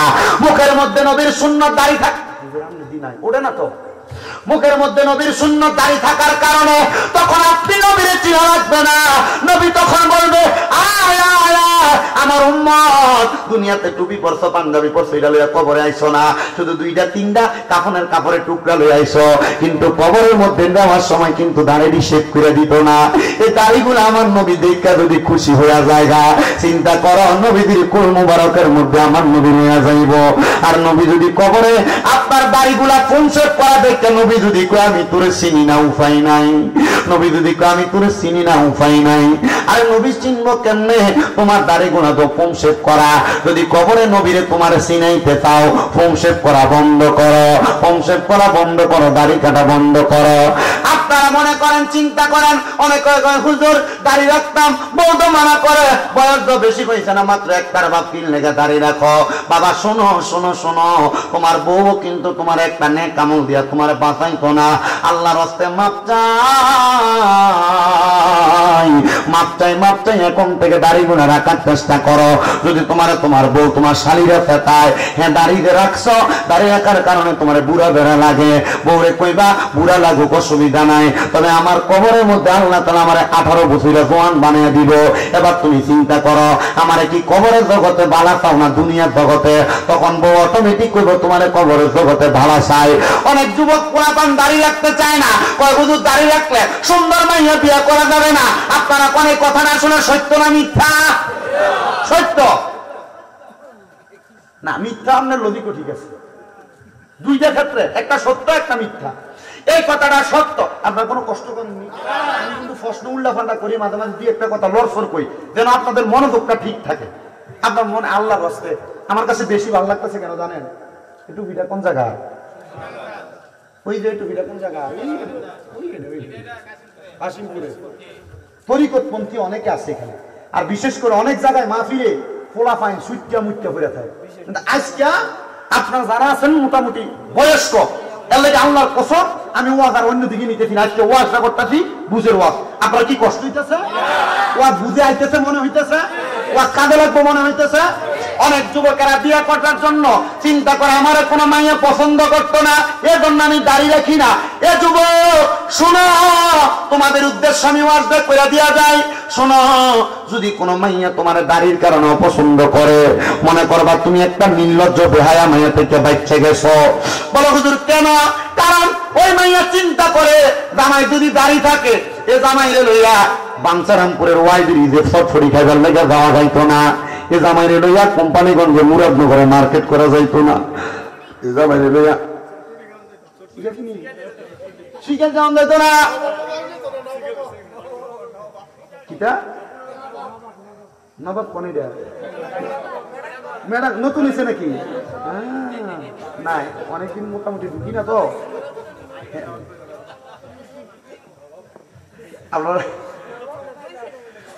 মাইয়া চিন্তা করে দাড়িওয়ালা পোলারে দেখাপনা করা যাবে না। এবার আপনারা বলেন, যে মাইয়া শটফুটি ফুচকা খাইবার লেগে বেফর্দা ভাবে বাঞ্চারামপুরে ওয়াই ব্রিজে যায়, অনেক বিভিন্ন জায়গায় যায়, এবার কোন যে মাইয়া এমন বেফর্দা ভাবে ঘুরতে, সেটা কি আসলে বালা মাইয়া না খারাপ? তাহলে বুঝা লইবেন, নবীর সুন্নাত দাড়ি রাখার কারণে একটা ফুঙ্গা ফেঙ্গা মাইয়া থেকে বাচ্চা গেছেন না। আর দাড়িওয়ালা ফুলার ওই মাইয়া বিয়া করব যে মাইয়া আল্লাহর নবীর সুন্নতরে পছন্দ করব। এ যুবক, এ মুরব্বী বাবাজিরা, আমার যুবক নজওয়ান ভাইরা, ওয়াজটা আপনাদের হেদায়েতের উদ্দেশ্যে আপনারা চেষ্টা করেন এই ওয়াজটা কাজে লাগানোর জন্য। তাহলে 8 নাম্বার যেটা বললাম, আল্লাহর নবীজি আপনি চিনা লাগবে না, নবী আপনারে চিনবে। সুবহানাল্লাহ, আরো জোরে কোন সুবহানাল্লাহ।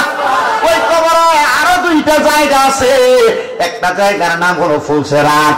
বান্দা, যদি তুমি আল্লাহর প্রশংসাকারী বান্দা হও, ও বান্দা তুমি যখন কবরের মধ্যে যাইবা, অন্ধকার কবরের মধ্যে যাওয়ার পরে তোমার সামনে ফুলসেরাত হাজির হয়ে যাবে। কেমন হবে শোনো, একটা চুলে 70 ভাগ করলে যত চিকন, ফুলসেরাতের রাস্তাটা তত চিকন, তরবারির চাইতে আরো মারাত্মক ধারানো। তখন বান্দা ফুলসেরাতের সামনে যে কান্না করবে, এ বান্দা মুমিন হওয়ার কারণে কান্না করবা না। বান্দা বিসমিল্লাহ বলে তুমি কদম রাখো, আলহামদুলিল্লাহ বইলা চোখটা কোনো বান্দা তুমি চোখটা খুলতে দেরি দেখবা তুমি আলহামদুলিল্লাহ বলার কারণে তুমি ফুলসেরাত পার হয়ে গেছো। কিন্তু যারা বেঈমান বেআমল, এরা কবরের মধ্যে সব জায়গায় লাঞ্ছিত হবে। ফুলসেরাতের দড়িটা ছিঁড়ে এরা যখন জাহান্নামের আগুনে পড়বে হাবিয়া, ডাইরেক্ট কোন মারাত্মক জাহান্নামের মধ্যে ঢুকে দেওয়া হবে। এ বান্দা শোনো, 9 নাম্বার পুরস্কার পাইলা, ফুলসেরাত আল্লাহ বিদ্যুর মতো পার করে দিবে। বিসমিল্লাহ আলহামদুলিল্লাহ বলতে যা সময়টা, এবার বান্দা সামনে দেখবে অত্যন্ত সৌন্দর্যমণ্ডিত জায়গা, দেখতে বড় ভালো দেখা যায়। বান্দা 2টা দরজা দেখবে, 2টা দরজা দিয়ে প্রবেশ করতে চাইবে। বান্দা কোথায় যাবে? তখন বান্দাকে এক প্রকারের ফেরেশতা আহলান ওয়া সাহলান মারহাবান দুয়ুফুর রহমান বলে ডাকবে।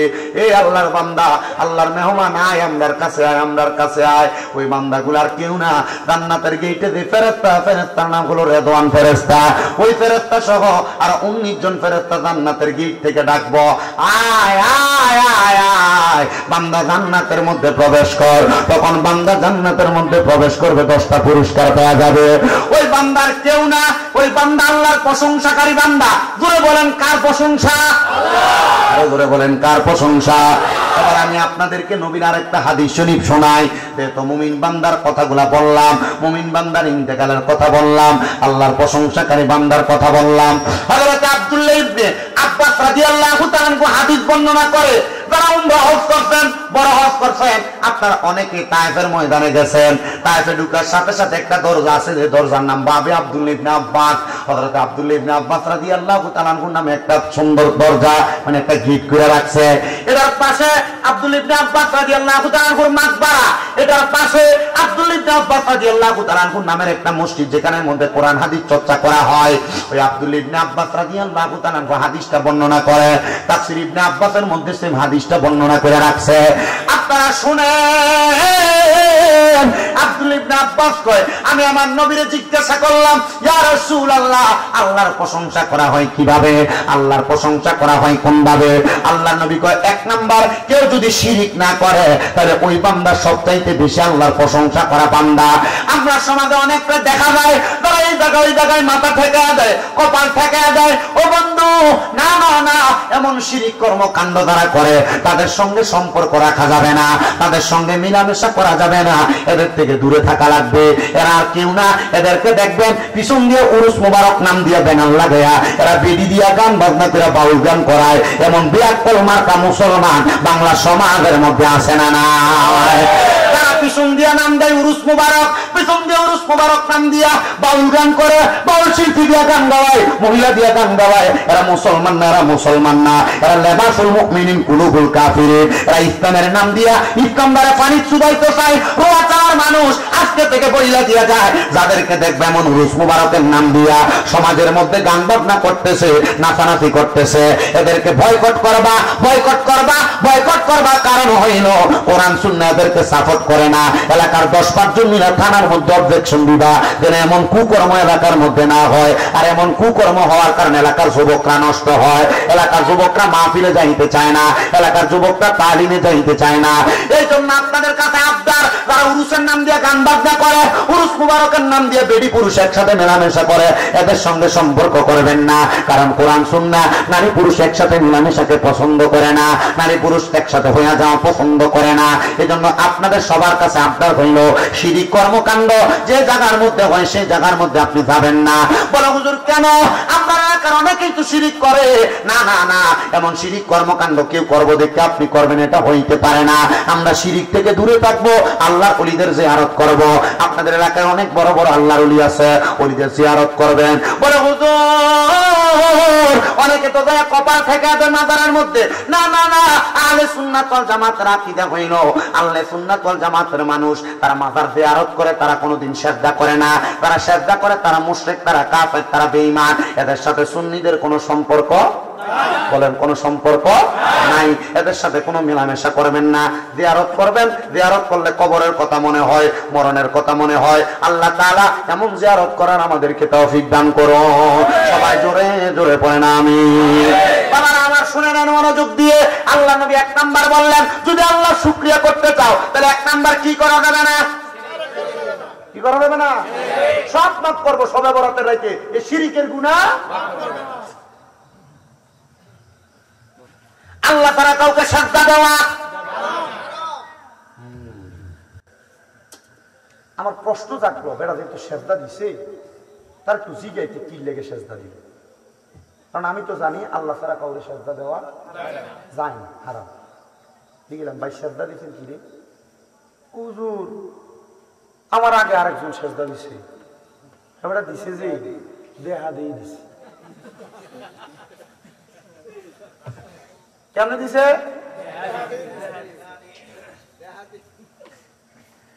আমি কইলাম এবার যদি দেখা দিয়ে দেওয়ার কারণে দুদকে রামন যাইবেন তো দিলেন কি লেগা? হুজুর দিছে দেখ কেন দিছি? আমি কই আর দিছে দেখা দেওয়ান যাইতো না। এবার বুঝা শূন্য দেখা শোনা করা লাগবো, দেখকেই কিছু করা যাবে না। মাজারে যাইবেন, আল্লাহর ওলি জিয়ারত করবেন, লাভ আছে, আসেনি? তবে কি করা যাইতো না? সেজদা দেওয়া যাইতো না। আহলে সুন্নাত ওয়াল জামাতের বড় একজন আলেম সুন্দর ফতোয়া দিছে, তোমরা আবার খাইও, আবার সুমা দেয় না, অনেকে সুমা দিও না। হুজুর কি লেগে? তোমার চেহারা পাপী, মুখ পাপী, তোমার শরীরটা পাপী, এখানে যিনি আছে তিনি তো পবিত্র, তো পাপী জায়গাটা কেন পবিত্র জায়গা লাগাস? বুঝাইছে কেন? উনি এই ফতোয়া দেওয়ার কারণ ওনাকে জিজ্ঞেস করা হয়েছে। উনি বলছে কেউ যদি সুমা দেয় আর কোন গায়রে আলেম যদি দেখে, এমন করবো সুমা দিছে না, কি করছে? সুমাটারে বুঝবো কি? সেজদা। এই জন্য তুমি কারোর সামনে এই কামটাও কইরো যেন এটা কুফুরির শামিল না হয়, মানুষ না বুঝে। কথা বুঝতে পারছে? কিন্তু হাদিস শরীফে এমনও কথা আছে আম্মা আব্বার কদমে চুমা দেওয়া, হাদিস শরীফের কথা, কদমে চুমা দিলে জান্নাতের চৌকাটে চুমা দেওয়া সওয়াব পাওয়া যায়। তবে মানুষের সামনে দিও না, দিলে মনে করবো সেজদা দিছো, এই জন্য গোপনে গোপনে দিবা। আর মিয়া আমি আমার আম্মা আব্বার পায়ে চুমা দেওয়ানোর কারণে আমি বক্তা। কুমিল্লা আলিয়া কামের প্রথম বর্ষে পড়ি, কুমিল্লা ইউনিভার্সিটিতে বাংলা অনার্স ফাইনাল ইয়ার। আলহামদুলিল্লাহ আপনাদের দোয়ার বরকতে এলেমের জোরে কথা বলতে পারি না। ওই ওয়াজে শুনছি আম্মা আব্বার কদমে চুমা দিলে দাম বেড়ে যায়। আম্মা আব্বা ঘুমাইয়া ছিল, চুমা দিয়ে দিছি, ওই ক্লাস 5-এ থাকতে। এখনো মাঝে মাঝে দিই। একদিন আমার আব্বা যেদিন প্রথম চুমা দেই সজাগ অবস্থায় বাথরুম থেকে বাইরে এসে নি গোসল কইরা দেখলাম যে খুব ক্লিয়ার। তাই চুমা জানে পয়সা ফোলা কি থাকে, পয়সা ফোলা কি করে। আমার এক ভিডিও ম্যান ছিল, সেটা কয় আমনে এটা করে না, কেমন লাগে না আপনারা সবাই এত চুমা দেয়, আমরা লোক মুসাফা করে কোলাকুলি করে, আপনাদের সম্মান করে, আমরা দিয়ে চুমা দেন। আমি কইলাম আমারে সবাই সম্মান করে, আদর যত্ন করে, আমি এনে করি দেখি তা কয় না।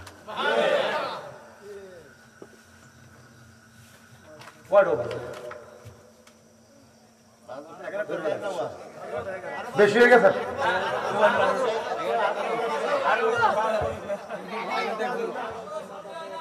আপনারা আসেন তো? ওই আজ যে শুরু আমি নিয়ত করে লাইছি, ওই শুরু মিলাদ কইরা কেন সালাতু সালাম দিয়ে মুনাজাত দিয়ে একবার দেখলাম শেষ। এই ওয়াজ করে লাইতেছি মাঝখানে, এর লাগি আর চিন্তা করছি যে আর চিন্তা শুরু করে আপনি কি করো তো অনকালজি 1 ঘন্টা 13 বাজে নি, তাহলে 1 ঘন্টা 16 মিনিট, 1 ঘন্টা 16 মিনিট পরে যদি অনকালা মিলাদ শরীফ পড়ি কোন শুরু হয়েছে, তাহলে আর 2 ঘন্টা লাগবে। দরকার নাই বাবু, আপনারা বইয়ের ওয়াজে দিক দিয়ে শেষ করে ইনশাআল্লাহ ছুটি। আল্লাহ যেন কবুল করে, আমিন কর, আরো জোরে কোন আমিন। আমার বাইরা গভীর মনোযোগ দেন। 13 বাজে 30 পর্যন্ত সময়, রাজি আছেন ইনশাআল্লাহ? আল্লাহ যেন কবুল করে, মঞ্জুর করে, জোরে জোরে বলেন আল্লাহুম্মা আমিন। বলেন আমার জায়গা হবে নি, আমার মরা লাশের জায়গা, মসজিদের পাশে আমার কবর দিও, কইরাই আমার জায়গা হবে নি। কষ্ট দিয়েছে আপনারা? এই গজলটা আমি লিখছি, আমার জীবনের দ্বিতীয় গজল।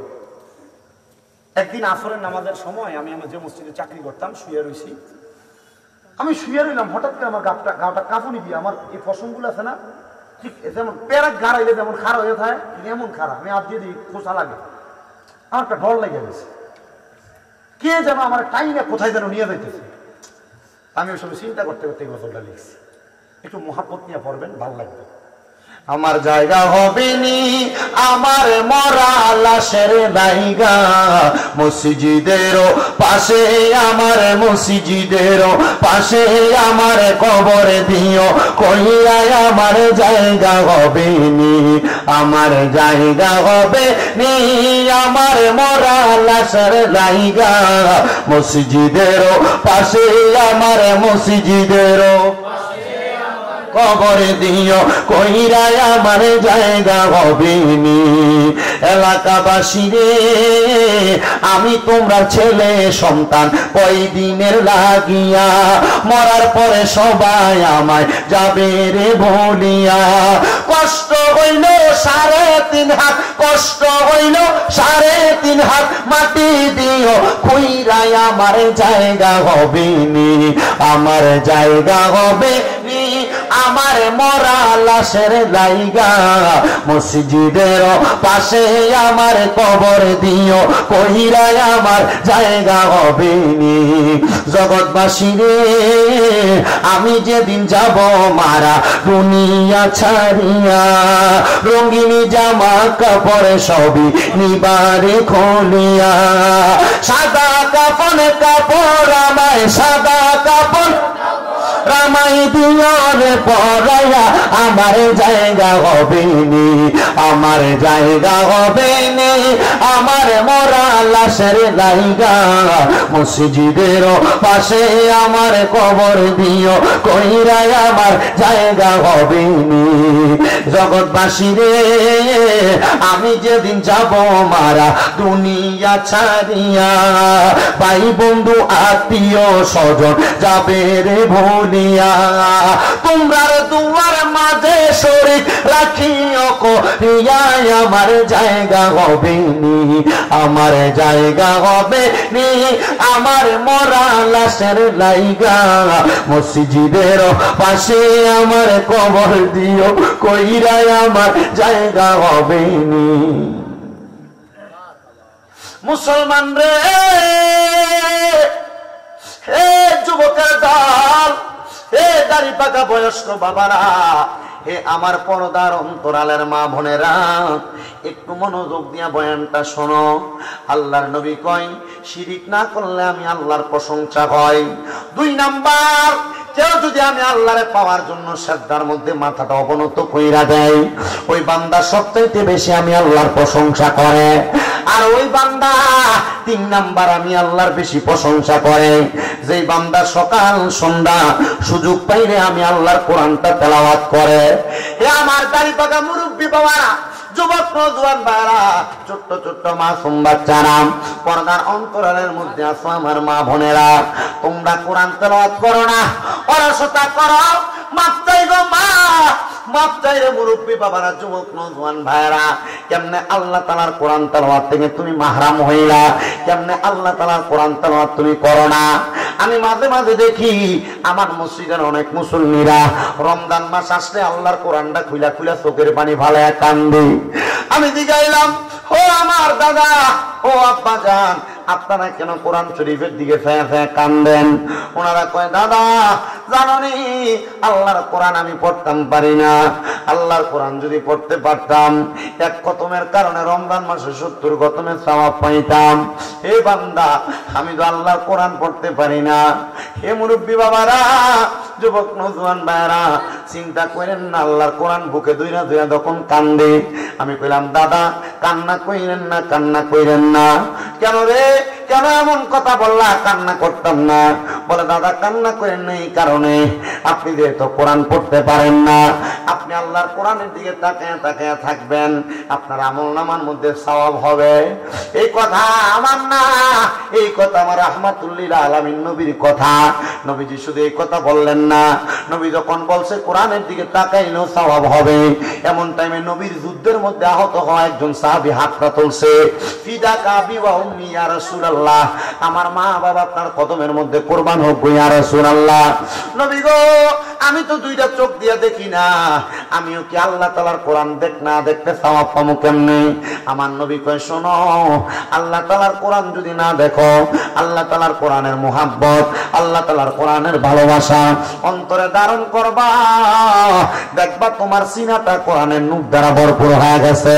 আমার আল্লাহ তাআলা মরার পরে তোমারে জান্নাত দান করে দিছে, আমার আল্লাহ তাআলা মরার পরে তোমারে নাজাত দিয়া দিছে।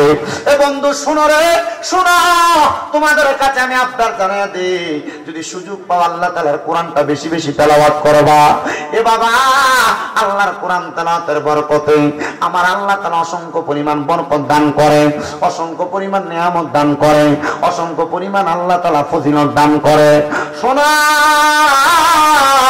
বলকের একজন আল্লাহর ওলি হযরত আব্দুল্লাহ মারুফ বলখি রাহমাতুল্লাহ আলাইহি, উনি বলতেছেন, আমার এলাকার মধ্যে অনেক মানুষ বসবাস করে, আমি বলকের আলেম হওয়ার কারণে এলাকার সব মানুষরা আমারে মানত, আমারে গ্রহণ করত, কিন্তু আমি যখন দুনিয়ার জমিনের মধ্যে চলাফেরা করি, আমি একদিন রাস্তা দিয়ে যাওয়ার সময় আমি কত কবর দেখলাম, কিন্তু আমি যাওয়ার সময় দেখলাম এই কবরস্থান আমার সামনে, কিন্তু এই কবরের মধ্য থেকে সুঘ্রাণ আসতেছি। আমি আবার পুরাটা কবরস্থানের মধ্যে হাঁটাচলা করতে শুরু করলাম। ও মুসলমান, নতুন যদি কাউরে মাটি দেয়, কবরের উপরে আতর ছিড়িয়ে দিলে, লোবান ছিড়িয়ে দিলে ঘ্রাণ আসে, কিন্তু আল্লাহর ওলি বলতেছেন, আমি কবরের মধ্যে ঢুকার সাথে সাথে দেখলাম এই কবরের মধ্যে গত অনেক দিন পর্যন্ত কাউকে কাফন দাফন করা হয় নাই, মানে কাউকে মাটি দেওয়া হয় নাই। আমি দেখলাম সবগুলা কবর একবারে পুরাতন কবর। মা বোনেরা শোনো, ওই পুরাতন কবর দেখা আল্লাহর ওলিটা বলেন, আমি দেখলাম সবগুলা কবর যখন পুরাতন, কিন্তু আমি একটু পেছনের দিকে যেয়ে দেখলাম একটা কবর পুরাতন হইতে পারে, কিন্তু এই কবরটার কাছে যাওয়ার পরে আমার নাকের মধ্যে আরো সুঘ্রাণ আসতেছে, আমার নাকের মধ্যে আরো সুঘ্রাণ আসতেছে। আমি ওই কবরটার সাথে আমার নাকটা লাগাইলাম, দেখলাম ঠিকই ওই কবর থেকে সুঘ্রাণ আসতেছে। হায় রে ও রোয়াতলার যুবক, রোয়াতলার মুরব্বী বাবারা, এবার উনি বলতেছেন আমি যখন আমার নাকটা লাগাইলাম দেখলাম এই কবর থেকে সুঘ্রাণ আসতেছে। আমি কবরের সামনে দাঁড়াইলাম, রাস্তা দিয়ে কত মানুষ হাইটা খাইতে যায় কিন্তু কোন মানুষ ওই কবরের সামনে দাঁড়ায় না। আমি আবার হঠাৎ করে দাঁড়াইয়া একজন মানুষকে জিজ্ঞাসা করলাম, হে আগন্তুক পথিক, তুমি বলো এই কবরের মধ্যে কে আছে? বলতে পারবানি এই কবরের মধ্যে কে শুয়ে আছে? পথিকটা ডাক দিয়া কয়, এই কবরে কেউ না, আমরা এলাকার একবারে নিম্ন পদাতির একজন মানুষ। যে ব্যক্তির কাঠ ছিল কাঠ কাটা, মানে কাঠুইরা। কি ছিল? কাঠুইরা ছিল, কাঠ কাটতো, এরা তো তার কবর। এই ব্যক্তি মারা গেছে অনেক দিন হয়ে যায়। এবার আল্লাহর অলিটা ডাক দিয়া কয়, এ বাবা আগন্তক রাস্তার পথিক, তুমি বলো না এই কাঠুরিয়ার বাড়িটা কোন জায়গায়? বলে আমাদের এলাকার পশ্চিম অঞ্চলের শেষ মাথার মধ্যে। আল্লাহর অলি বলেন, আমি যাইতে যাইতে কবরের আওলাদের কাছে গেলাম, কবরবাসীর আওলাদের কাছে গেলাম। আওলাদের কাছে যাইলাম, আমি জিজ্ঞাসা করলাম, ও ঘরের সদস্য আসনি তোমরা ঘরে কেউ? আমি দেখলাম ঘরের মধ্যে দেখে কোনো জবাব দেয় না। দ্বিতীয়বার সালাম দিলাম, ঘরের মধ্যে দেখে কোনো জবাব দেয় না। তিনবার সালাম দিলাম, কোনো জবাব দেয় না। আমি তিনবার সালামের জবাব না পেয়ে চলে আসলাম। একটা মাসালা শোনেন, তাহলে যদি কারোর ঘরের সামনে যায় সর্বনিম্ন তিনবার সালাম দিবেন। যদি কোনো জবাব না দেয়, আল্লাহর কসম যদি মা বাবার ঘর হয় ঢুকা যাবে না, সালাম দিয়ে প্রবেশ করবেন। এটা নবীর হাদিসের কথা। আর আমরা বেটারা সালাম দিব দূরের কথা, দরজার সামনে দিয়ে জুতাটি ফালে দুরুম করে ঘরে ঢুকে।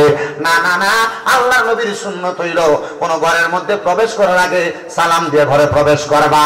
এটা এখন থেকে চালু করবেন। আপনারা যদি চালু করেন, আল্লাহর নবী কয় যে আমার একটা সুন্নত জিন্দা করলো তার 100 শহীদের সওয়াব দেওয়া হবে। ও মুসলমান, আপনি তো সালাম দেন না, সালাম দেন না। আপনি ঘরের মধ্যে ঢুকার আগে কোনাপানা করেন। এজন্য এখন থেকে ঘরের মধ্যে সালাম চালু করা দরকার আছে না নাই? আর যারা মা বোন আছেন পর্দার আড়ালে একটু মনোযোগ দিয়ে শুনেন। জামাই যদি সালাম দিতে মনে না থাকে, এখন থেকে আপনি জামাইয়ের একটু সালামটা ভালো করে দিয়েন। ঘরের মধ্যে ঢুকলাম, আসসালামু আলাইকুম। আর আমরা বেরিয়ে সালাম দিব দূরের কথা, আইতে না আইতে কানের মধ্যে case case case case case শুরু করে দেয়। কানের মধ্যে শ্বশুরের নামে পেতনাকানি শুরু করে, কে তার লগে কি করলো এগুলা বলা শুরু করে, নন্দের নামে বিচার দেওয়া শুরু করে। তো জামাই ঘরে আইলে মাথাটা গরম হয়ে যায়, তখন ফিট বেড়ায় গুরুম করে একটা খিচ চালায়। না না না মা, যদি ঘরের মধ্যে শান্তি চান, আপনারা আগে আপনার স্ত্রীরা যারা আছেন আপনারা স্বামীকে সালাম দিবেন। দেখবেন আপনি যখন সালাম দিবেন, আপনার জামাই আপনারা সালাম দিব, তখন আর আপনারা অমুকে জি করে গালি দিত না। তখন আপনারা সুন্দর নামে নামে ডাকবো। যেমন ভাবে আমার নবীর স্ত্রীর ডাকতো হুমায়রা লাল সুন্দরী কইয়া, যেমন ডাকিলা ধরে ধরে কোন সুবহানাল্লাহ। আমি আমার মা বোনদেরকে একটু ওয়াজ করে দিয়ে গেলাম, আপনারা এখন থেকে কাজ করবেন। জামাই যদি সালাম দিতে বুঝলা বাবা, আপনারা জামাইকে সালাম দিবেন। সন্তানরা মারে সালাম দিবা, বাপরে সালাম দিবা। এবার আপনারা কোন এমন সুন্নত আমরা সমাজে চালু হওয়ার দরকার আছে না নাই? কত ওয়াজ মাহফিল হয়েছে জানি না, এই কথাগুলা কত আলেম আপনারা বইলা গেছে, কিন্তু আপনারা কিন্তু এই কথাগুলা শুনছেন ঠিক, আমল করছেন না। বাবারে ওয়াজ মাহফিল কম হয় না, কম হয় না। অল্প কিছুদিন পরে ওর ওয়াজ আরেকটা মাহফিল হয়, আমি বেনার দেখে আসছি। আপনার ওয়াজ মাহফিলে জান কথা সত্য, আল্লাহর দোহাই লাগে। ওয়াজ মাহফিলে হুজুররা যে কথাগুলা বলে, এই কথাগুলা মাইন্না চলার চেষ্টা করবেন, মাইন্না চলার চেষ্টা করবেন, মাইন্না চলার চেষ্টা করবেন। তাহলে ঘরের মধ্যে সালাম দিবেন, সালাম একবার, দুইবার, তিনবার, জবাব নাই, ঢুকার দরকার। যদি কেউ না থাকে এরপরে সিদ্ধান্ত আলাদা, ঠিক না? যদি খালি ঘর হয় কি দিয়ে ঢুকবেন? কেন? ঘর যদি অনেক দিন পর্যন্ত কেউ নাও থাকে, ঘরের মধ্যে ফেরেশতারা বসবাস, তখন সালামের জবাব দিয়ে দেয় কি? আবার কোন কোন বর্ণনায় ওই ঘর যদি অপবিত্র হয়, শয়তান বসবাস করে, সালাম দেওয়ার কারণে শয়তান এখান থেকে পালায় চলে যায়। ওয়াজের থেকে যে কতলা শিক্ষা যে আছে, যদি মানতেন পারেন, কি যে একটা কাম হইব।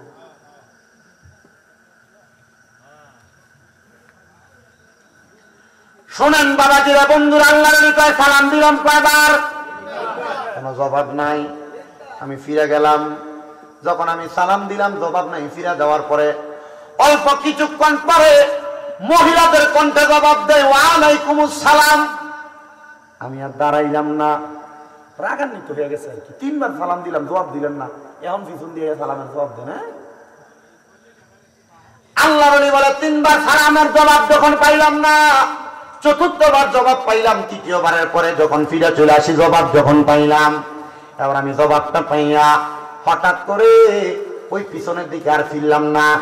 মহিলা কয় হুজুর জানি রাগান্বিত হইছেন, হুজুর আপনি যখন আমার প্রথম সালাম দিছেন আমি 2য় রাকাত নামাজের সিজদা থেকে উঠছি, হুজুর আপনি যখন আমার 2য়বার সালাম দিছেন আমি তাশাহুদ পড়ে শেষ করছি, 3য়বার সালাম দিছেন আমি মাত্র দুরুদ ইব্রাহিম পড়ছি, দোয়া মাসুরা পড়ে সালামটা ফিরাইয়া আপনার সালামের জবাব দিতে আমার লেট হয়ে গেছে। হুজুর কয় স্বার্থে বালা মানুষের হাতে ধরা, নামাজি মানুষ নামাজ পড়তে দেরি হয়েছে, সালাম দিতে জবাব দিতে দেরি হয়েছে। ওই মহিলা কয় হুজুর এই জন্য দেরি হয়েছে। আল্লাহ কয় মা ঠিক আছে, তাহলে আপনার দিকে আমি তাকাইলাম না। তাহলে বোঝাইলো এই জায়গার মধ্যে পর্দার একটা খেলা আছে না নাই?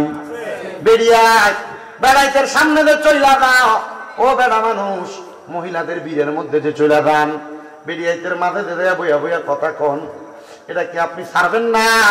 না যদি ছাড়েন তাহলে আপনি জিনা করার কাতারে উঠবেন, জিনা করার কাতারে উঠবেন, জিনা করার কাতারে উঠবেন, জিনা করার কাতারে উঠবেন। বাবা এই কথাটা যেন শেষ করে দেয়, একটু মনে রাখবেন কথাটা। তাহলে বেড়াইত বেরিয়েতের সামনে, বেরিয়েত বেড়াইতের সামনে আইতে সাবধান, নাহলে জিনা করার কাতারে উঠবো। এই কথাটা আমি আমার ওয়াজের শেষ দিকে বলতেছি। কেন এবার আল্লাহর ওলি পিছনের দিকে ফিরে না, পিছনের দিকে না ফিরা ডাক দিয়ে কয় ও মা এটা কি ওই কাঠুরিয়ার ঘর যে ইন্তেকাল করছে? মহিলা কয় হুজুর হ্যাঁ ঠিক আছে, এটা ওই কাঠুরিয়ার ঘর। আল্লাহর ওলি ডাক দিয়ে কয় মা আপনার স্বামীর এমন কোন আমল আছে যে আমলের কারণে আল্লাহ তাআলা আপনার স্বামীর কবরকে সুগন্ধিময় বানায়া দেয়? কবরকে সুগন্ধিময় জিজ্ঞাসা আছে আপনার জামাই কি আমল আছে যে আমলের কারণে আল্লাহ কবরের সুগন্ধিময় বানাই দিব? মহিলা ডাক দিয়া আমার জামাই তো কোন আমলে আসিলেন যে মূর্খ ডাকা দিছে। হুজুর আমি আমার স্বামীকে জিজ্ঞাসা করলাম এমনি কেন কান্দেন? আমার স্বামী কান্দে আর কই অন্য কোনো কারণে কান্দি না, আমি কান্দি যদি আমি কোরআন পড়তে পারতাম, আমি তোমারে শোনায়া শোনায়া কোরআন পড়তাম, আমি আল্লাহর কোরআন পড়তে পারি না স্ত্রী, আমি এই জন্য কান্দি, আমি এই জন্য কান্দি। আল্লাহ নিয়ে আমার কান্নাটা আল্লাহর দরবারে কবুল করে। মহিলা কই হুজুর বলেন না গো হুজুর, আমার স্বামীটা কবরের মধ্যে যাওয়ার পরে নাজাত পাইবনি। হুজুর মুস্কি হাসে আর চোখের পানি ফালাইয়া কান্দে, কয় মা আমার আল্লাহ তাআলা আপনার জামাইটারে বড় ভালো রাখছে। হুজুর কয় আমি সাথে সাথে নামাজের মুসল্লাটা বিছাইয়া 2 রাকাত নামাজ পড়িয়া মুরাকাবা করছি। মুরাকাবা আমার রোয়া চালার যুবক মুরব্বী বাবা পীরের হাতে বায়াত হই না, মুরাকাবাটা কেমনে করে একবার তুমি শিখছুনি?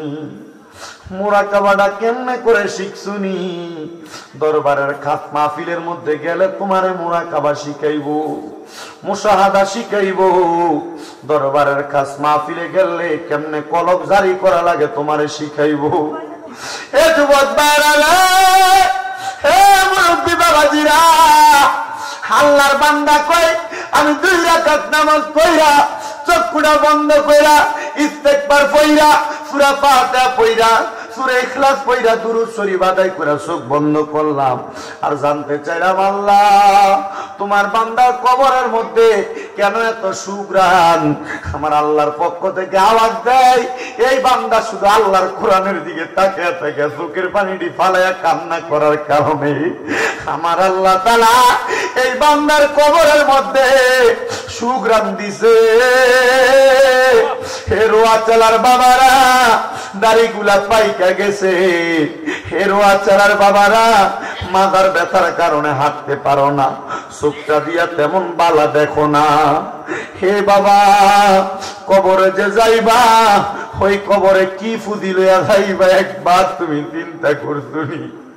ওই কবরেতে যাইবা, আমার আল্লাহরে কি দেখাইবা চিন্তা করছুনি?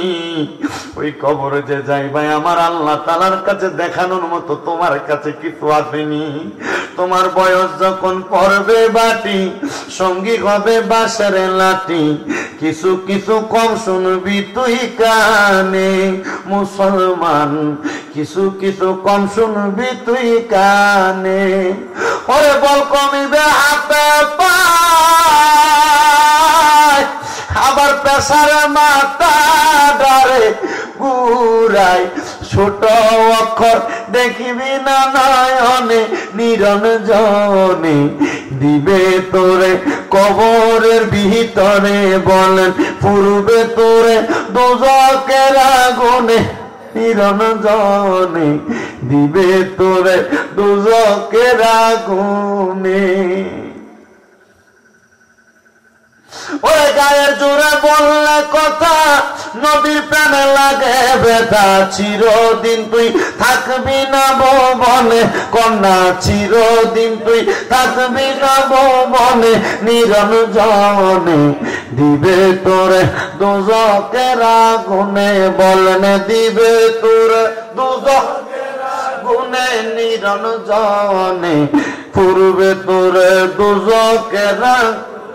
আমার বয়স্ক বাবা, যুবক বাবারা, ও আমার পর্দার অন্তরালের মা বোনেরা, কদমে হাত দিয়া বইলা যায়, ওই মুরুক্ষ কাটুরিয়া যদি আল্লাহর কোরআনের সাথে সম্পর্ক রাখার কারণে আমার আল্লাহ তাআলা মুরুক্ষ কাটুরিয়ার কবরটার মধ্যে সুগানের ব্যবস্থা করে দিতে পারে। আমার আল্লাহ চাইলে তোমরা এমন নিয়ামত দান করতে পারে। সাবধান হয়ে যাও, সতর্ক হয়ে যাও আমার দাড়ি পাকা বুড়ো বুড়ো বাবারা। আপনারা যারা মহিলাদের সামনে বেপরদা ভাবে চইলা যান, আপনারা মনে করেন বেরিয়ে শুধু পর্দা করব, নারীরা শুধু পর্দা করব, না না না, পুরুষেরও পর্দা আছে। আপনি পুরুষ মানুষ, গেঞ্জি ছাড়া রাস্তায় হাঁটেন, আপনি মনে করতেছেন শুধু আপনার নাভি থেকে পায়ের নিচ পর্যন্ত, টাকনুর উপর পর্যন্ত কাপড় থাকলে চলে। আপনি যে আপনার বুকটা দেখে দেখে রাস্তায় হাঁটেন, এটার জন্য তো আপনি আল্লাহর কাছে জবাব দেওয়া লাগবে। না না না, আপনারা নাকি শিক্ষা দেয় নাই প্রয়োজনে নিচে সাক একটা জামা পরবেন, মানে হাঁটু এবং গোড়ালির উপর পর্যন্ত একটা পাঞ্জাবি পরবেন, আপনি একটা সুন্দর লম্বা জামা পরবে। কিন্তু আপনি না, এগুলা না কইরা ছোট হাতা কাটা গেঞ্জিতে যুবক মানুষ তোমরা গায়ে দাও, তোমরা নর্মাল ভাবে ঘুরে বেড়াও। এগুলার কারণে কিন্তু আল্লাহর কাছে তুমি পুরুষের পর্দার ব্যাপারে জবাব দেওয়া লাগবে। এজন্য আপনারা যারা বেপরদা চলেন পুরুষ মানুষেরা, আপনারাও সাবধান হইবেন, বুক দেখে দেখে চইলেন না। আপনাদের জন্য আপনাদের ধ্যান শক্তি কমে যাবে, হায়াতের মধ্যে দুর্বলতা আসবে, ব্রেন শক্তি কমে যাবে। যদি পারেন সবসময় মাথার মধ্যে একটা টুপি রাখার চেষ্টা করবেন, আল্লাহ তাআলার অসংখ্য পরিমাণ রহমত আপনার মাথার উপরে পড়তে থাকবে। ও বন্ধুরে, আপনার মাথার মধ্যে যদি টুপি থাকে, রাস্তায় অ্যাক্সিডেন্ট করে মারা যান, টুপিটা দেখে তো বুঝবো আপনি একটা মুসলমান। কারণ হিন্দুরাও তো এখন স্টাইল করে দাঁড়িয়ে রাখে, এর মাথায় টুপি নাই, এরা মরলে মানুষ এটা মুসলমান হিন্দু বুঝবে না। এই জন্য মাথার মধ্যে নবীর সুন্নত টুপিটা রাখেন। আর বেরিয়েছে সামনে যাইতে সাবধান। আপনারা হয়তো মনে করেন মহিলাদের সাথে অবৈধভাবে মেলামেশা করলে আপনার আমল নামার মধ্যে জিনার গুনাহ হবে।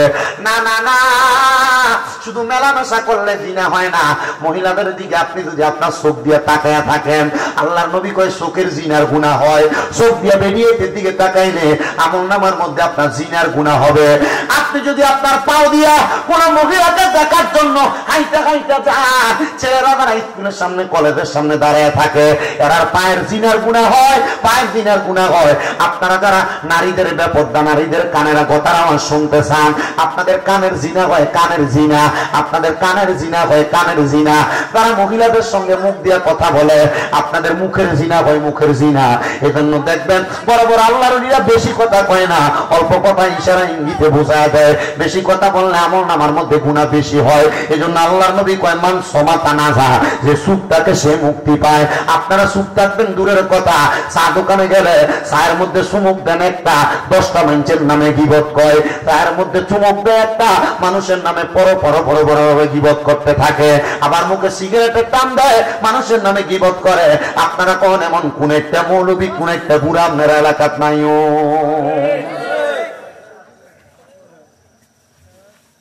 আসেনি? কোন একটা বুঝলেন